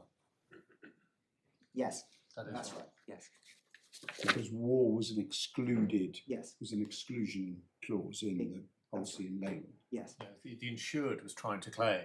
Yes, It was nothing to underwriters do- protected. Nothing to do with the quite right. torpedo, it was all to do with the fact that it that's right. wasn't saved in the harbour, moved around the harbour and this, that and the other. That's exactly right. Was told no Yes. torpedo. And so, my lord, that in that bit, the judge is absolutely right. He's just describing different descriptions for the first event, if you like. Sorry, my No, mistake. not at all. So in Brian Leighton, your lordships will recall, this is a case where there's a garage shut down following a fuel leak. There is an exclusion for damage caused by pollution or contamination. Just interested in the 39, if he'd have reversed if he'd have said in both Leyland and Reischer, then it would have been slightly easier to understand, because what he's done is reverse the insured or excluded events, hasn't he, in the brackets, Yes. by reference to the two cases, Yes, which I think is what's caused the confusion. you're absolutely right. Lord, just on Brian Leighton, there was an exclusion for damage caused by pollution or contamination, but by the appeal, it was accepted that there was only one proximate cause, and that was the sharp object rupturing the pipe. And everyone agreed that that cause was not excluded. The only issue in the case was then whether, on the wording of that exclusion, it was enough if the pollution was something less than a proximate cause, whether it was just part of the chain of causation, a looser test, which nobody's arguing about here. So, Yeah, so that was a dispute about the precise interpretation of the policy clause yes, in terms of whether it was wide enough. yes. So I wasn't, conscious of time, I wasn't proposing to take your lordships there. Of course, my learned friend can. And if there's anything in particular that your lordships want me to look at there, I will do, but I wasn't going to. In which case, we say, having seen all that, the test should be applying common sense and taking into account the intention of the parties. What was the meaningful, efficient cause of the loss? Given what we now know, was the loss inevitable in the ordinary course of events from the potential cause? What was the agency of change? So, having identified that test, as the judge did, one would have expected the judge to begin the application of the facts by asking whether, based on what we know now, the dropping of the bomb made the damage inevitable in the ordinary course of events, whether it amounted to an agency of change that caused the damage, and whether it was, for example, doomed from when the bomb was dropped. But that is not what he does. And if we now turn back to the judgment, which your lordships will find back at core bundle at tab 7, and this is now going into my ground 1, which is saying that the judge should have asked himself about the inevitability point, and he didn't. Instead, he did something rather different. And in the judgment, the application of those legal principles to the facts begins at paragraph 41. As you'll see, for our purposes, there's only about 2 pages that we need to look at. I don't say that as any criticism of the judge, that's admirably succinct, but for our purposes it makes it easier. If we look, he says at 41, he's reminding himself, proximate test is a matter of judgment, common sense, not over-analysis. And then he starts by saying at 42, if I leave out of account the reasonable human act of detonating the... Sorry, just pausing. Yes. Sorry, can I just pause at the first sentence? I'm not going to try and construe this like a statute, but picking up my Lord Justice Lewison's point, to say it's a matter of judgment based on common sense sort of could have sort of overtones of fact, but in fact it's not actually that at all, is it? Because it's a matter of giving effect to the intention of the parties in a the common sense really comes in presumably just it's a reasonable person Yes. objectively looking at what the parties can be taken to have. Yes, just as you would with construing a contract. It's the meaning of a contract.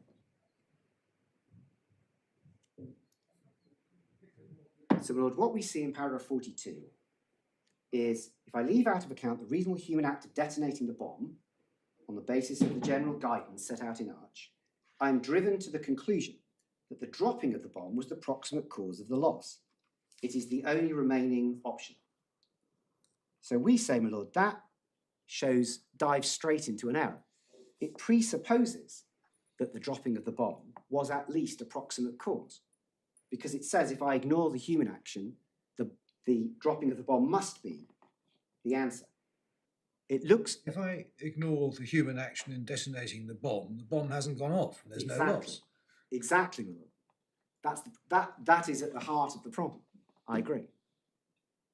And we'll see, as we get to in a moment, it's clear, we say, the judge did not have that in mind. What's the general guidance set out in Arch that justifies leaving out of account the reasonable human act of detonating the bomb? I think he has in mind that phrase that says human action doesn't break the chain of causation generally unless it's... That's not the same test. You're not looking at the human action for the same purpose. Shouldn't be, but the judge is. That's what you say he did wrong. Yes, because he's looking at it through the prism of novus actors, as if, like in the shipping cases, the bomb had just been dropped, and unless someone took steps to save it, it was about to blow up. Looked at through that prism, and given that human action only generally breaks an existing chain of causation that's potent, if it's wholly unreasonable or erratic, framing the question like that meant he was bound to find against us, and to do so without having actually asked himself the right questions at all.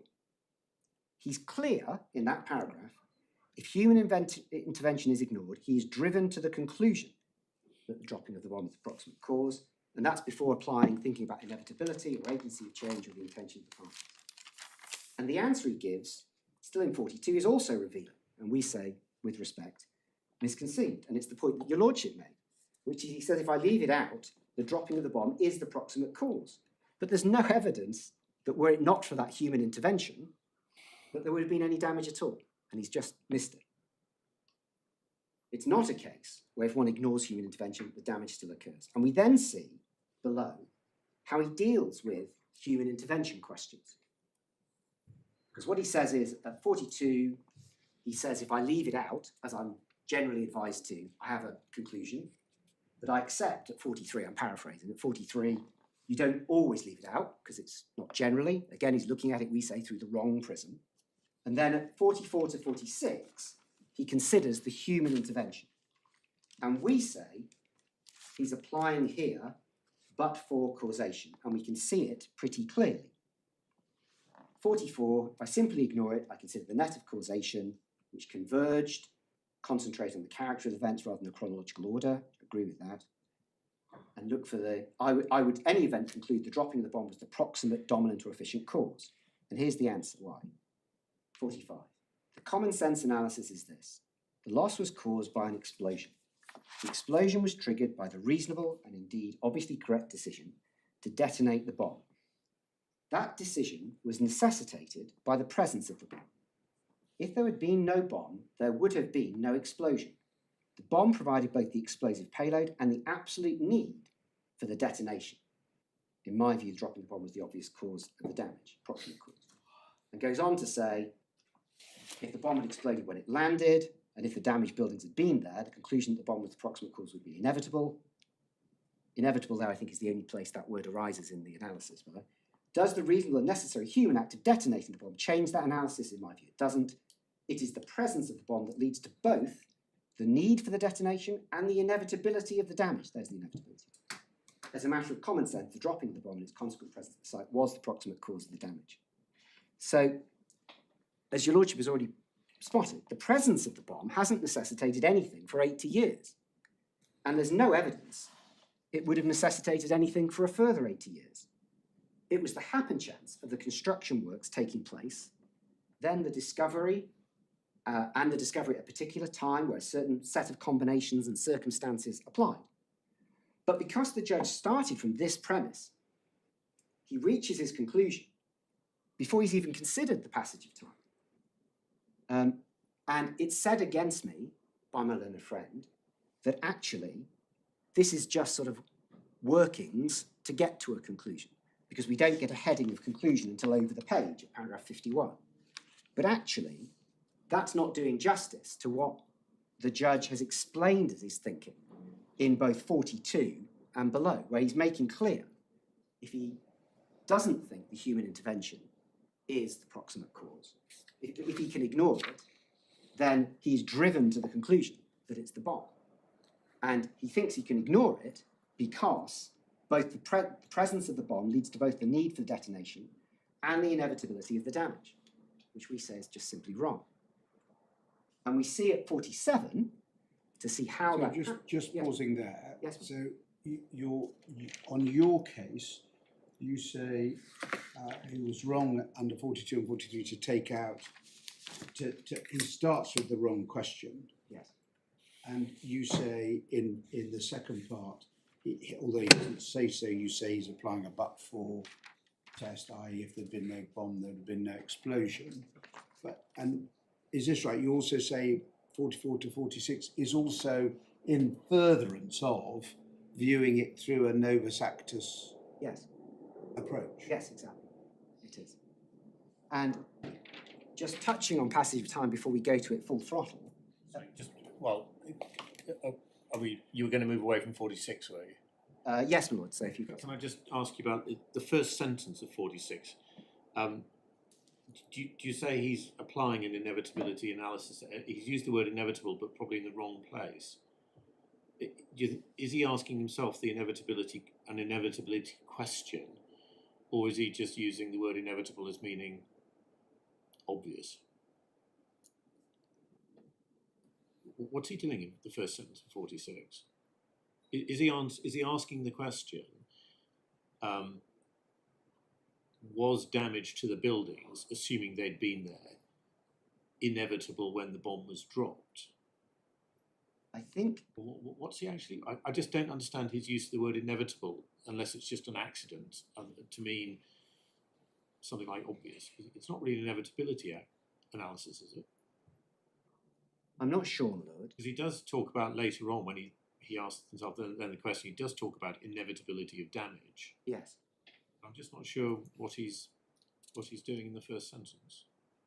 I think he is saying, but again, I don't know if this is potentially unhelpful for me. I think he's saying, in a counterfactual world, if the bomb had blown up the next day, And the buildings have been had been there and been damaged, then if I was asking myself, and again I'm putting words into his mouth, if I was asking myself the question, was it inevitable in the ordinary course of events in those circumstances, given that it blew up the next day, then he said he thinks that would have been the case. So he's getting to the, I think it's to be read in the context that he moves on to passage of time. So what effectively he's done is saying, well, I've decided it's the bomb that's blown up and it wouldn't have blown up without being there. Now I'm going to think, as he does at 47, I'm going to look at the passage of time to see if my conclusion, if that conclusion is wrong. Does the passage of time change my conclusion? So I think that's what he's doing.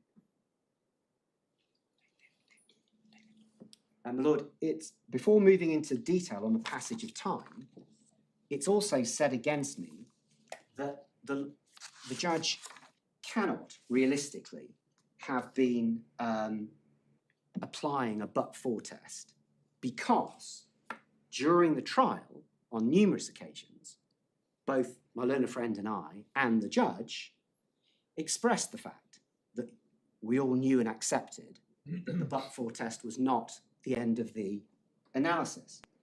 But, and I'm not, conscious of time, I'm not going to take your lordships to the transcripts unless we have to, but it's noticeable that the extracts that my learned friend refers to as examples of where the judge was saying, yes, I know, I don't have to, it's not just but-for, were all on day one. And then, it will have come up again in day two, but my point is at the start of day two, the judge was still saying to me that I could only succeed if I could show that the dropping of the bomb was of no relevance. And although the judge was walked back from that and accepted, no, I know, but-for isn't enough.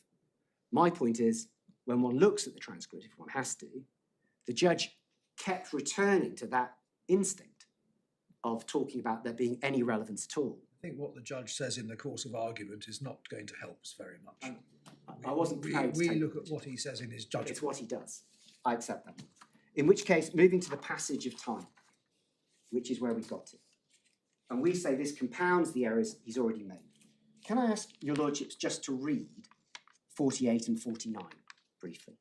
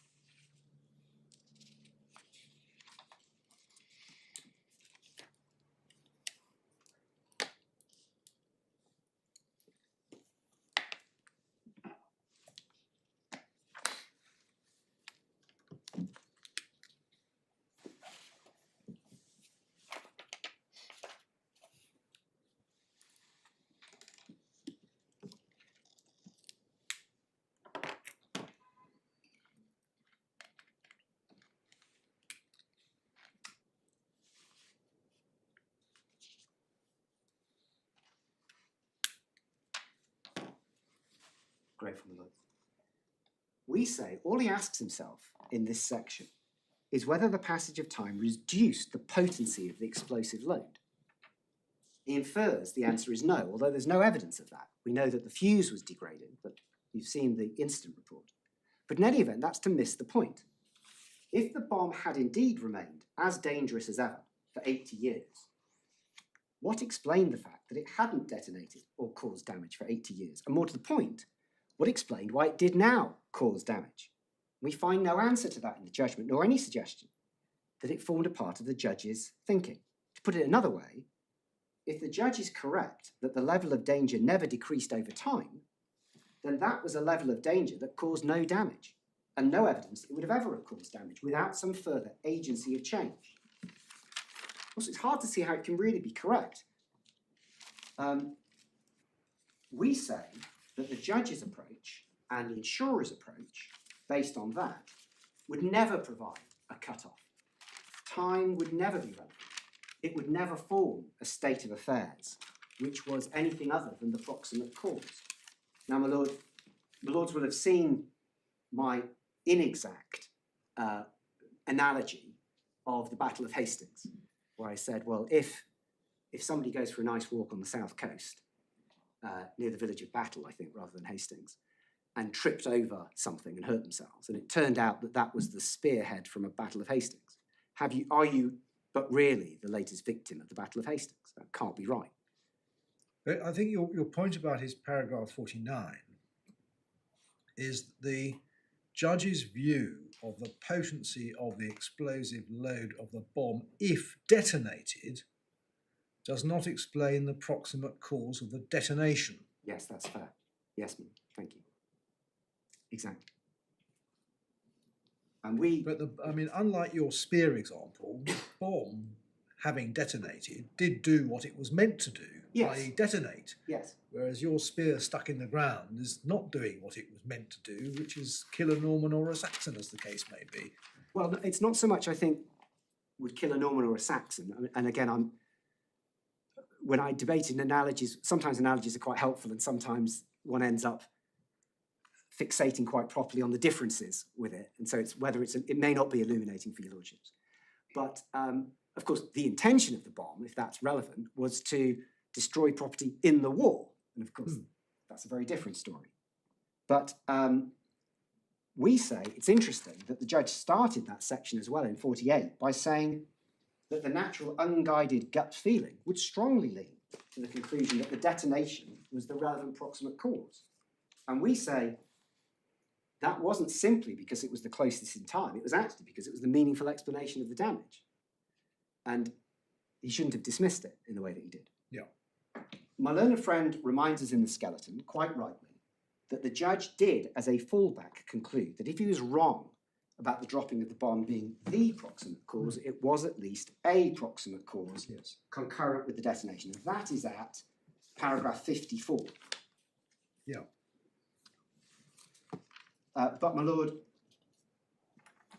one can only say that there's no additional analysis in that comment. He simply says, I hope I do him justice, he simply says, if I'm wrong about what I've said before, then if you like, it is at least of nearly equal efficacy. But there's no additional explanation that would elevate, or rather which would obviate the errors that we say are made in analysing the question of proximate cause. Those. Well, that's not doing the judge justice, is it?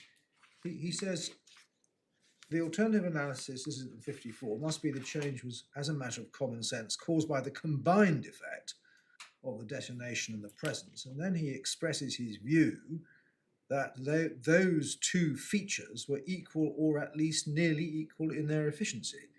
Yes, he certainly, he recognises quite correctly what the test for concurrent causation would be. But there's no, but if I'm right, that the learned judge was, with respect, wrong on how to test proximate cause, then this doesn't get round that problem because he's still judging the efficiency of the cause by reference to the problematic analysis, we say, that he's already set out. So what he's saying is, because of the analysis I've already given, I think the bomb is the proximate cause, but if I'm wrong about that, because of the analysis I've given, I think it's of nearly equal proximate cause. I mean, if putting it the way my lord put it to you a few minutes ago, I think you say the judge should have asked himself what's the proximate cause of the detonation. If everybody accepts the detonation caused the damage. Yes. Right? He shouldn't have asked himself what the proximate cause of the potency, or he shouldn't have focused on the potency of the weapon, which is what he was doing in the continued potency in 49, because you say, in fact, the bomb was perfectly happily sitting there, and there's no evidence that it would have gone off if left to its own devices. Yes. Yes, I agree. And if that's right, then it's difficult to see that the presence of the bomb, and therefore the dropping of it so it's there, can be said to be a proximate cause, so as to even engage the question of more than one proximate cause and which one was equal or nearly equal. Yes. You just say, yes, all right, it was dropped, but it was perfectly happy. Yes. And there's no evidence it would have. There's no evidence that it wouldn't have just stayed there. Yeah. Yes, exactly. And we're going to look in a minute specifically on agency of change as my ground too, but it's all part of the same explanation. I agree. My lord, having identified where we say the learned judge has gone wrong, and before looking separately at agency of change and the intention of the parties, although of course the overall, our main point is that the overall analysis should take on all of those considerations to help you inform a view. We say, had the judge applied the right tests, then he would inevitably have come to the conclusion that the proximate cause was not the bomb. And at paragraph 19 of my skeleton, your lordships needn't trouble yourselves with it, you've seen it, it's at tab 2 of the core bundle. I give some headline points as to why we say what we say the judge should have done. And just touching on those briefly, because they're in my skeleton, but also because there's points made against me on them. At 19A, I say, and this is repeating a point I've made, given what we know now, the dropping of the bomb didn't make the damage inevitable. It was there for 80 years, no evidence it would have exploded. It's said against us that we're looking at the question of inevitability at the time the bomb was dropped, but that's not right. I don't think I've done that at any point today. There's the point at 19B, which is a separate point, which is even if we were wrong, and you should take into view that it was inevitable it would be discovered, which it wasn't, we say, it wasn't inevitable even when discovered it would detonate. It so happened that when it was discovered, the fuse had degraded such that it precluded removing it. It so happened that the ACE was temporarily unavailable. So it happened during COVID, which impacted on the length of time the police were happy for people to be moved out of their houses for, and that the low order technique didn't succeed. None of those were inevitable. And there's a series of decisions made by the emergency teams, which we don't criticise. And it was certainly in all those circumstances they said there was no option other than to do essentially what they did, but they still had to decide exactly where to cut away the level ground, how near the various buildings it would be, and how much sand to use. None of those were inevitable. My learned friend refers the court to the case, in answering this point, to the case of Nassau Bay, which your lordships may have seen in the bundle. I was just going to say a few words on it and then take your lordships to it if it needs to. Nassau Bay, we say, isn't a case that's relevant at all on the points on appeal. It's a case about damage caused by munitions which were dumped after the end of the Second World War. And it's about whether that dumping after the end of the Second World War was itself a warlike act. Its relevance at trial was to address any suggestion that the detonation itself, the controlled detonation, was itself a warlike act, which my learned friend made clear that was not insurer's case. Allianz prayed in aid to say, because this was a case where a ship was dredging the floor outside what I've now discovered is called the English Channel, not near us, but far away, and it sucked up one of these munitions that had been dumped after the war. And Allianz wanted to use it to show that you can, in theory, have a long period of time post-war until the event, which nobody was saying wasn't a proximate cause, the original dropping of the munitions, had they been an act of war, which it was decided that they weren't. Now, as we've said, I've not suggested there's a bright line for when time would mean that the original act has ceased its potent causative importance. But that case at no point touches on or considers or asks itself, what was this approximate cause? Is there an issue with the delay?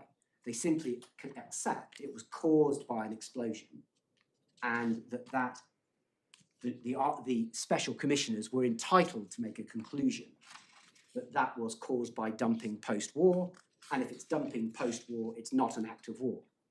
So, I mean, you can see that if you were to step on an anti-personnel mine decades after a war had ended, you might well say, well, that injury was caused by the war, even though it's lain in the ground for a long time.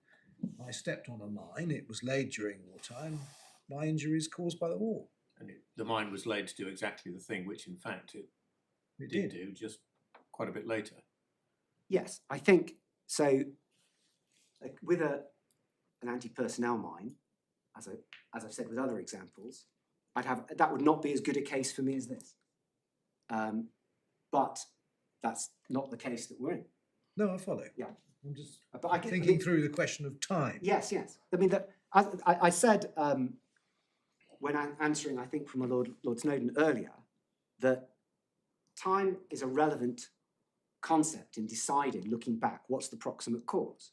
But it's looking at all the circumstances and all the facts. Now, in our case, we say, because of the length of that time, and also because of the fact that there's no evidence that it would have gone off without something else happening, that's the critical point, really.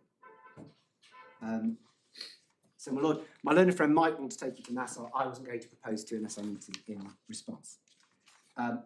19C and 19D in my Just skeleton. out of interest, your last sentence of 19B is really in the wrong place.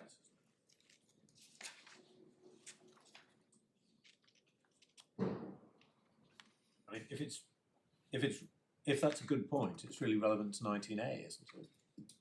Yes, you're absolutely right. The point is, if you drop the bomb in 1942, the damage to the buildings is not inevitable for two reasons. Yeah.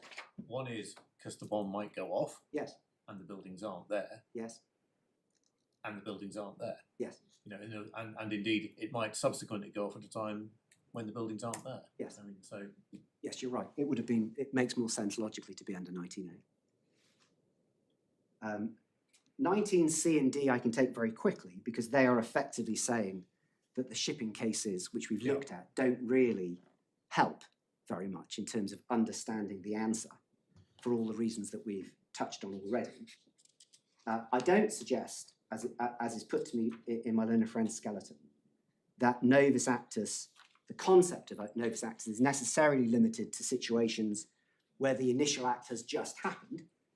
But that's, I don't have to go anywhere near that level of stringency to say that it's not the right analysis here.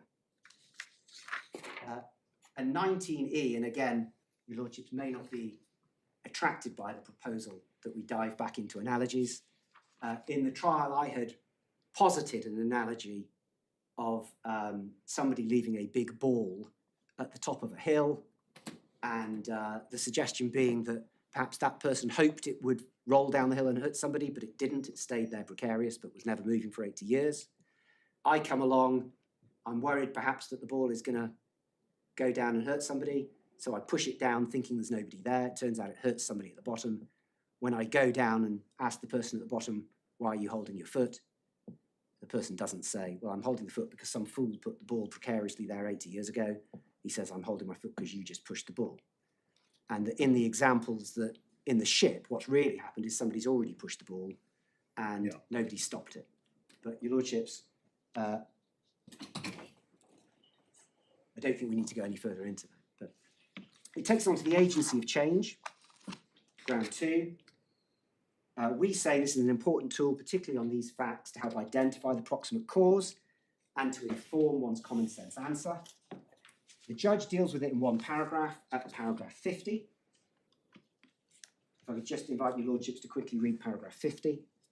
You're really making the same point in different ways, aren't you? Yes. I think I said at the start, my lord, if I was a braver advocate, after my first 2 paragraphs, I'd sit down. It may be that you're wishing I was braver at this point. I mean, these, both inevitability, which is your first point, and agency of change is your second. You say those are tools in which you can use to identify what's the proximate cause. Yes. And you get to the same answer whichever you use. So that's a summary, isn't it? Yes. The reason why I take your lordships to it is that we say, firstly, he downplays the concept of agency of change, which is what he does at the start, we say, where he says it doesn't appear anywhere else, it's just another way of saying efficient cause. My learned friend says in her skeleton, well, but all of that is factually true. Well, it is, but it's also downplaying it a bit. But then he goes on to say, and again, I paraphrase, because agency of change, says Mr. Plena, is just another way of asking for proximate cause, and it's precisely that the same investigation undertaken in respect of proximate cause, and because it's not a new or different test, it doesn't add anything to it. But what we say is, and we've seen it from the structure of the judgment and the conclusions he reached earlier when he said, if I ignore human intervention, I'm driven to the conclusion, that he's already, by this stage of the analysis, concluded the bomb was the proximate cause without really thinking about what asking himself about agency of change tells him. And because these are different tools to get to the same answer, doesn't mean that you should just pick one of them, find an answer based on that one, and therefore, if you like, domino the other ones by saying, well, I've already found that's proximate cause. These other ones are just other ways of saying proximate cause, so I don't have to think about it. And I raised this with the judge on applying for permission to appeal. And if I just very quickly take your lordship to the point, because I think it reflects the point that I'm making, and it's in the supplemental bundle at tab 6. So it's a one-liner, but I just want to show you.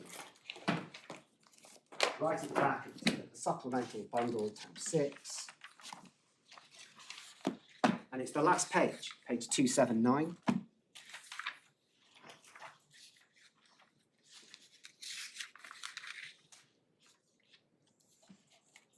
And it's 34 and 35, where he's answering the submissions on permission to appeal. He cannot conclude that reasonable prospects of success. I've come to the conclusion, really, the Court of Appeal is the best body to marshal its own lists. I think there's a strong argument that the conclusions that I came to are fact-sensitive. It may be that some of the criticisms made by Mr. Claimant are about criticisms of the order in which the points were taken rather than substantive points. As far as the agency of change point is concerned, which is potentially an important one, it seems to me that the conclusion that I reached is that there was never an intention to make agency of change a different test. So the point that I'm making in the judgment is, having concluded what the proximate cause was by looking at the reformulation of the same test, logically I would have to come to the same decision. And I'm saying that that's denuding the help and the importance of the concept of agency of change on the facts of this case. And then, when one actually looks what he does decide in paragraph 50 on the agency of change, he says, in the middle of that paragraph, at a given moment in time, the damaged property was undamaged, it then became damaged in the next moment. That's a change in its state. What brought about that change? And he says, viewed in that way, it's the same test. Mr. Pleener's argument asked what brought about the change in state of the bomb from unexploded to exploded, and in my view, that's the wrong question. Of course, it's what changed the state of the bomb that changed the property from undamaged to damaged. And we say, and this bit I won't repeat, we've explained why we say agency of change points in one direction, which takes me to ground 3, which is to do with intent of parties. This point is addressed in the judgment at paragraph 73 to 76. And just in case you're worrying that we're passing over sections of the judgment, that's the section that's dealing with aspects that aren't based on the appeal, aren't built on the appeal. Sorry, where are we going now? Paragraph 73, it's the final page of the judgment, page 73. Page 73 as well. Yeah. Does your lordship have that? Yes. Thank you. As your lordships have seen, the proximate cause test derives from the presumed intention of the parties. We say that there are 2 points only that the court should have taken into account when reaching their conclusion, and which were instead effectively dismissed. And the first one, and it's a simple point, it's this. When one looks at the whole contract, the policy, and we can go to it if we need to, but I'm not sure that we do, some of the exclusions are expressly worded as applying to losses which directly or indirectly were caused by a various thing, such as radioactive contamination or terrorism. It's accepted, I don't think it's in dispute, and it was in one of the cases that is in the wider bundle called the Spinnies, that using the term indirect widens the scope of the exception. We say that what this means is when you're looking at the War Exclusion, it's intended to apply, how it's intended to apply, you need to recognise that it wouldn't be sufficient if the loss was only indirectly occasioned by war. The judge says at paragraph 74, because I accept, as I do, that the test is proximate cause, then by definition, the parties intended the test to be proximate cause, and therefore, if he thinks it's proximate cause, that's the end of it. But we say it should have at least been taken into account, because when one thinks about it, we would say it's an indirect cause. So it's, I put it as in trial, in probably inelegant terms, as an optional extra, as a sense check, to ask oneself whether one's got the right answer. But it is important when thinking about the intention of the party. I mean, I find this a sort of slightly circuitous analysis that we're going around here, in the sense that, as I understand it, you both agree that proximate cause is the test. Proximate cause, we're told, at least in one more of the authorities, is presumed intention of the parties, and actually we should be giving effect to the intention of the parties. And if we're giving effect to the intention of the parties, we just come back to the contractual wording. And so why can't we actually look at the contractual wording and the context in which the occasion by war wording appears? You know, so shouldn't we be looking at the wording? I mean, is that what you're actually saying?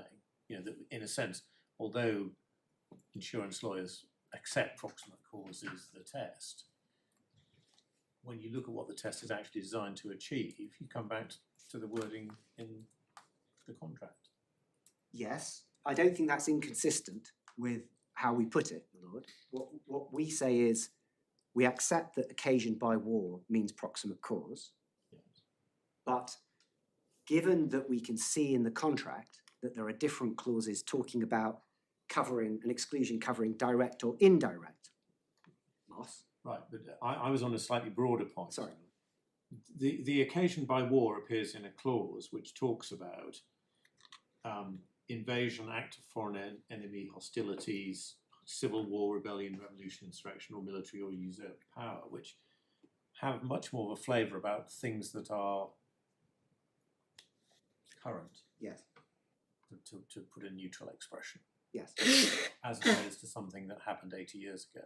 yes, my lord. And my lord, that is my second point, but your lordship takes it as a wider point, which I accept. Our first point is saying, by contraindication, if what one has thought one has identified as a proximate cause is really an indirect cause, that should be one should see that that's not the right answer.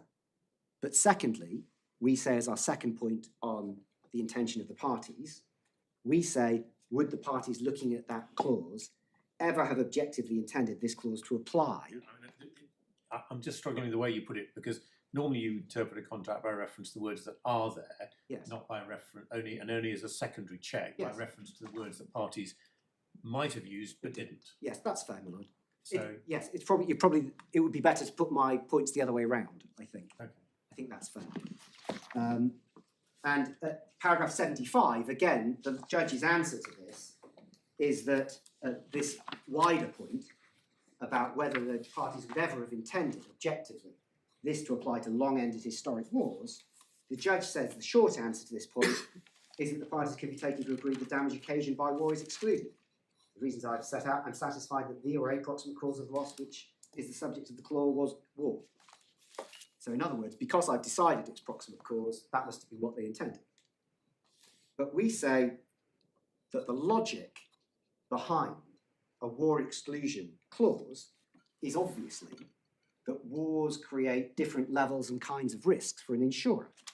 Normally one is insuring against accidental damage, and in a war, one is insuring the property in circumstances where you know somebody out there is actively trying to cause damage. We don't accept, as is suggested, I think, in my learned friend Skeleton, that we need evidence from underwriters' intentions to make that point. And again,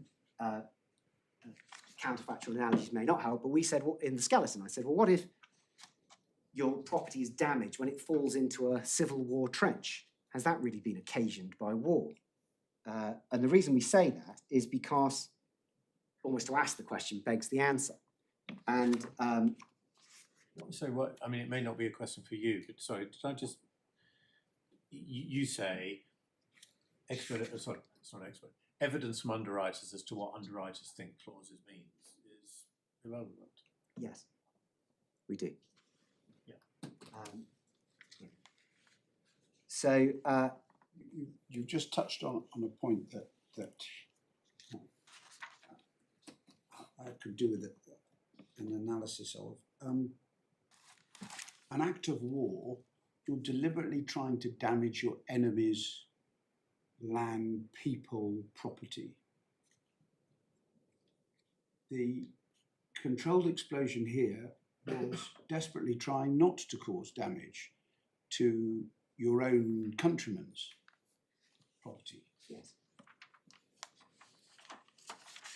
How difficult to say it's an act of war, isn't it? So we accept my learned friend accepts that the actual controlled detonation is not an act of war. But what your lordship's question presupposes in framing it in that way is that the thing that's caused the damage is the discovery and detonation.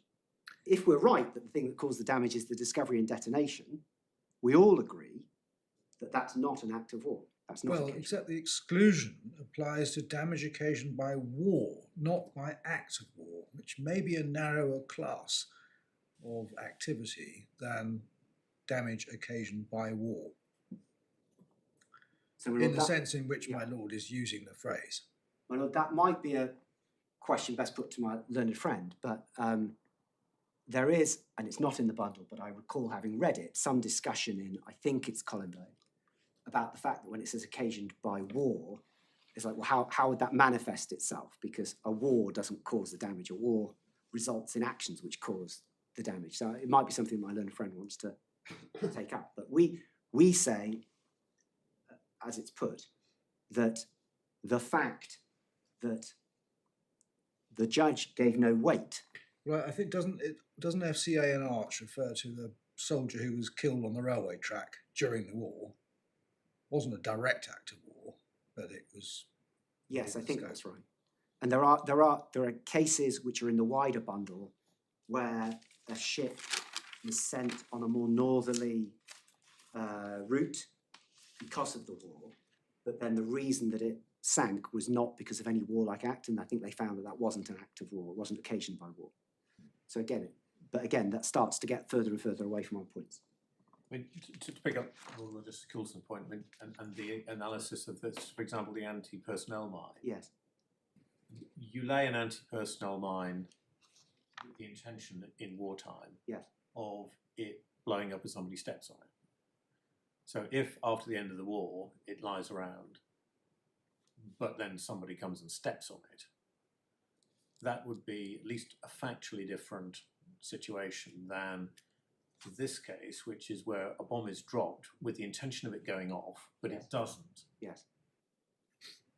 And then only goes off when somebody else does something which is not, you know, what the person who dropped the bomb intended to happen. Yes. So yes. we are in a different fact pattern, and that may result in a different result Yes. on the wording of this clause, for example. Yes, my lord. I agree with all of that. Yes. And my lord, conscious of time, that really takes us to ground 4, which is, I need to say very little more on. We simply say, if in the end, your lordships are not with me on saying that the judge below has applied the wrong law, and to the extent that I need to say it, we say that the judge, for all the reasons we've touched on, reached a conclusion that no reasonable tribunal could do. But I'd just be repeating myself yet again if I went through that. My lords, if I can just take instructions to see if there's anything else that I wanted to add, and then, of course there may be questions that your lordships have for me. My lord, that was all I wanted to say. I'm conscious of the time, but your lordships may have questions. Thank you very much, Mr. Spina. Ms. Hitching, do you want 10 minutes now? My lord, I'd Yes. be grateful. That may well be easiest. Of course. Thank you.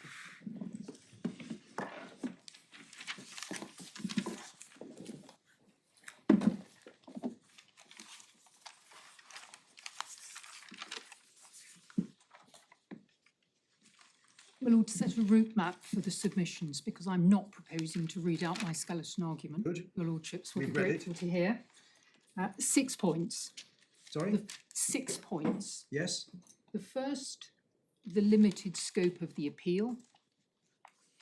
The second, to touch on the agreed facts, and I hope that will be a relative light touch, given the helpful length that Maloney Friend took that earlier. Thirdly, to look at the agreed law, because although it is agreed, it's helpful to explore, as Maloney Friend did, quite what the cases say. Fourth, does Exeter make out its first ground of appeal? First basis of appeal, that the judge, despite having correctly set out the agreed law, then went on to apply a different legal test to the agreed facts. So that first basis covers grounds 1 to 3. The fifth topic is, does Exeter get home on ground 4? And then the sixth topic is a summary and our submissions on disposal. If I can perhaps, before the short adjournment, touch on the first topic, the limited scope of this appeal.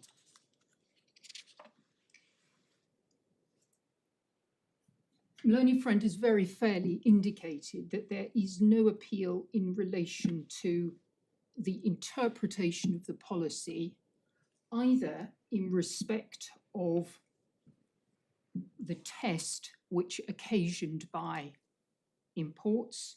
We are agreed that that is to be interpreted as a proximate cause test, nor does he on appeal argue that the clause ousted the Wayne tank rule. The judge is therefore to be taken as correctly having held that for the War Exclusion clause to apply and the policy not to respond to the claim, it would be sufficient if the dropping of the bomb were either the proximate cause of the damage or simply a proximate cause of such damage concurrent with the controlled detonation. On that last point, is there a question about relative? I mean, do you assume you say a or an equal or? For a approximate cause to be concurrent, it needs to be equal or nearly equal. Yeah, right. However, it's my built lord, into that. your lord has taken me to the next point, which is that actually an issue on this appeal? Right. And the short answer is no. What? A cause, you say, is There not an is issue. no appeal in relation to the judge's alternative finding that the dropping of the bomb was a concurrent cause. If I can ask your lordship to turn to footnote 8 of Maloney Friend's skeleton argument.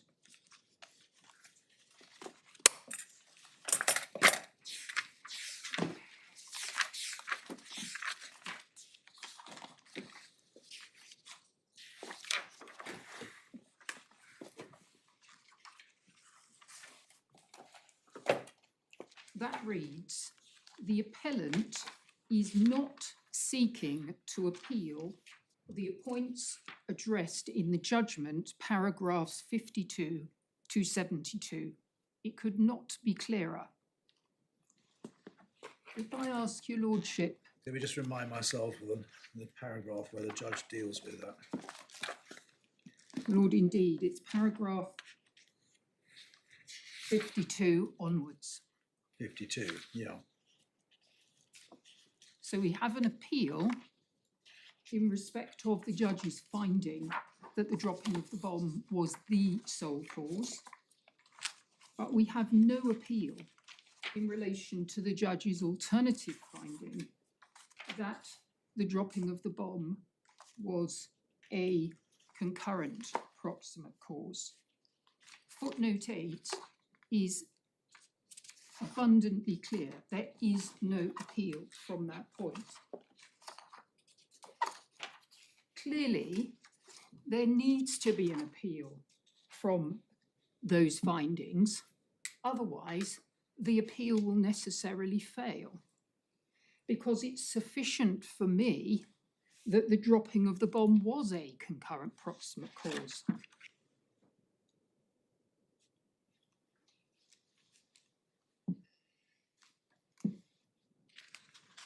So that it's essentially that's the point encapsulated by the judge at paragraph 56.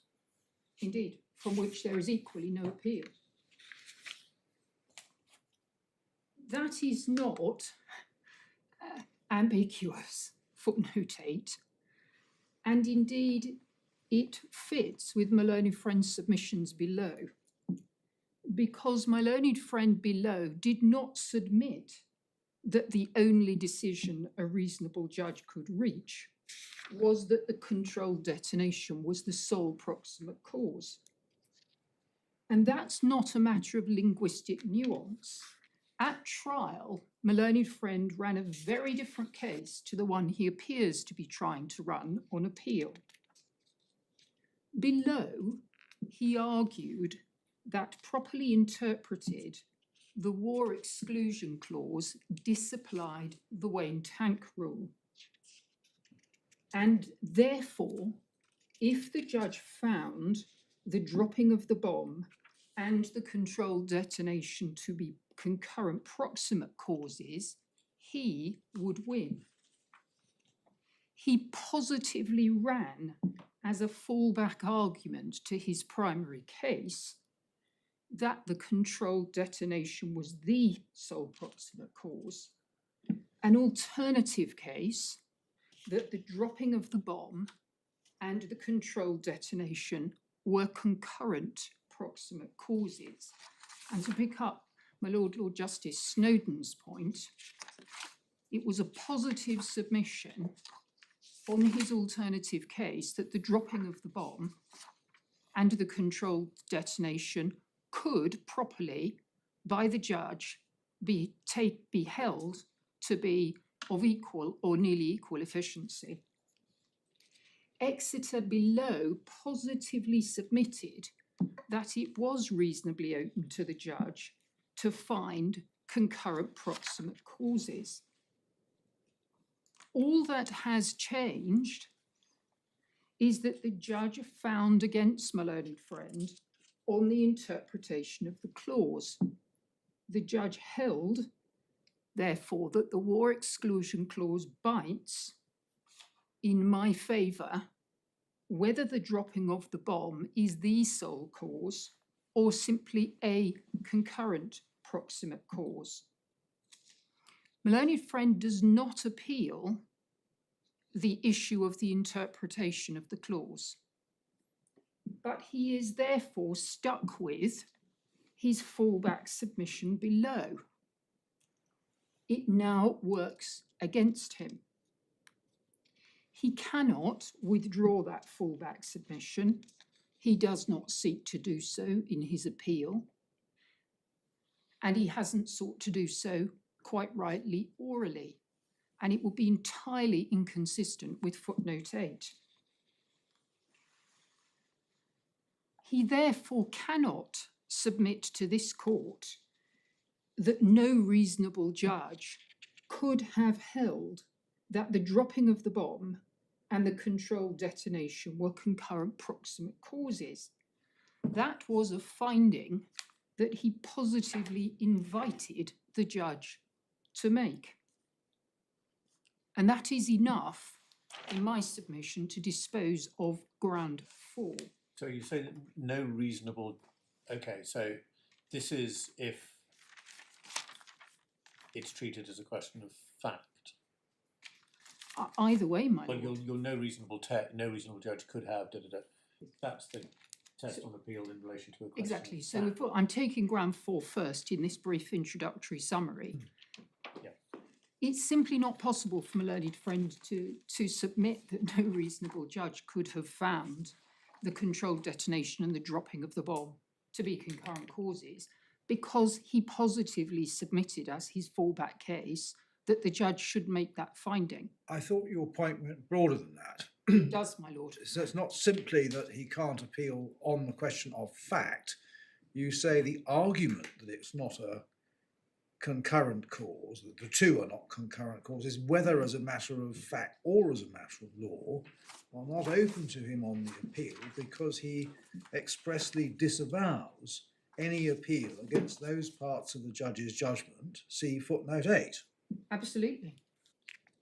And therefore we work back to grounds 1 to 3, because footnote 8 applies just as much to grounds 1 to 3, where he positively disavows appealing against those paragraphs.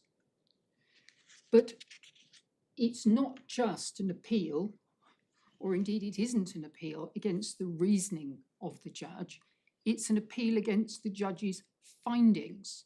And so even if we were to look at grounds 1 to 3 in detail, and I hope I will be able to persuade your lordships that the judge didn't err, he didn't apply a different legal test, he applied the test he had just set out. Yeah.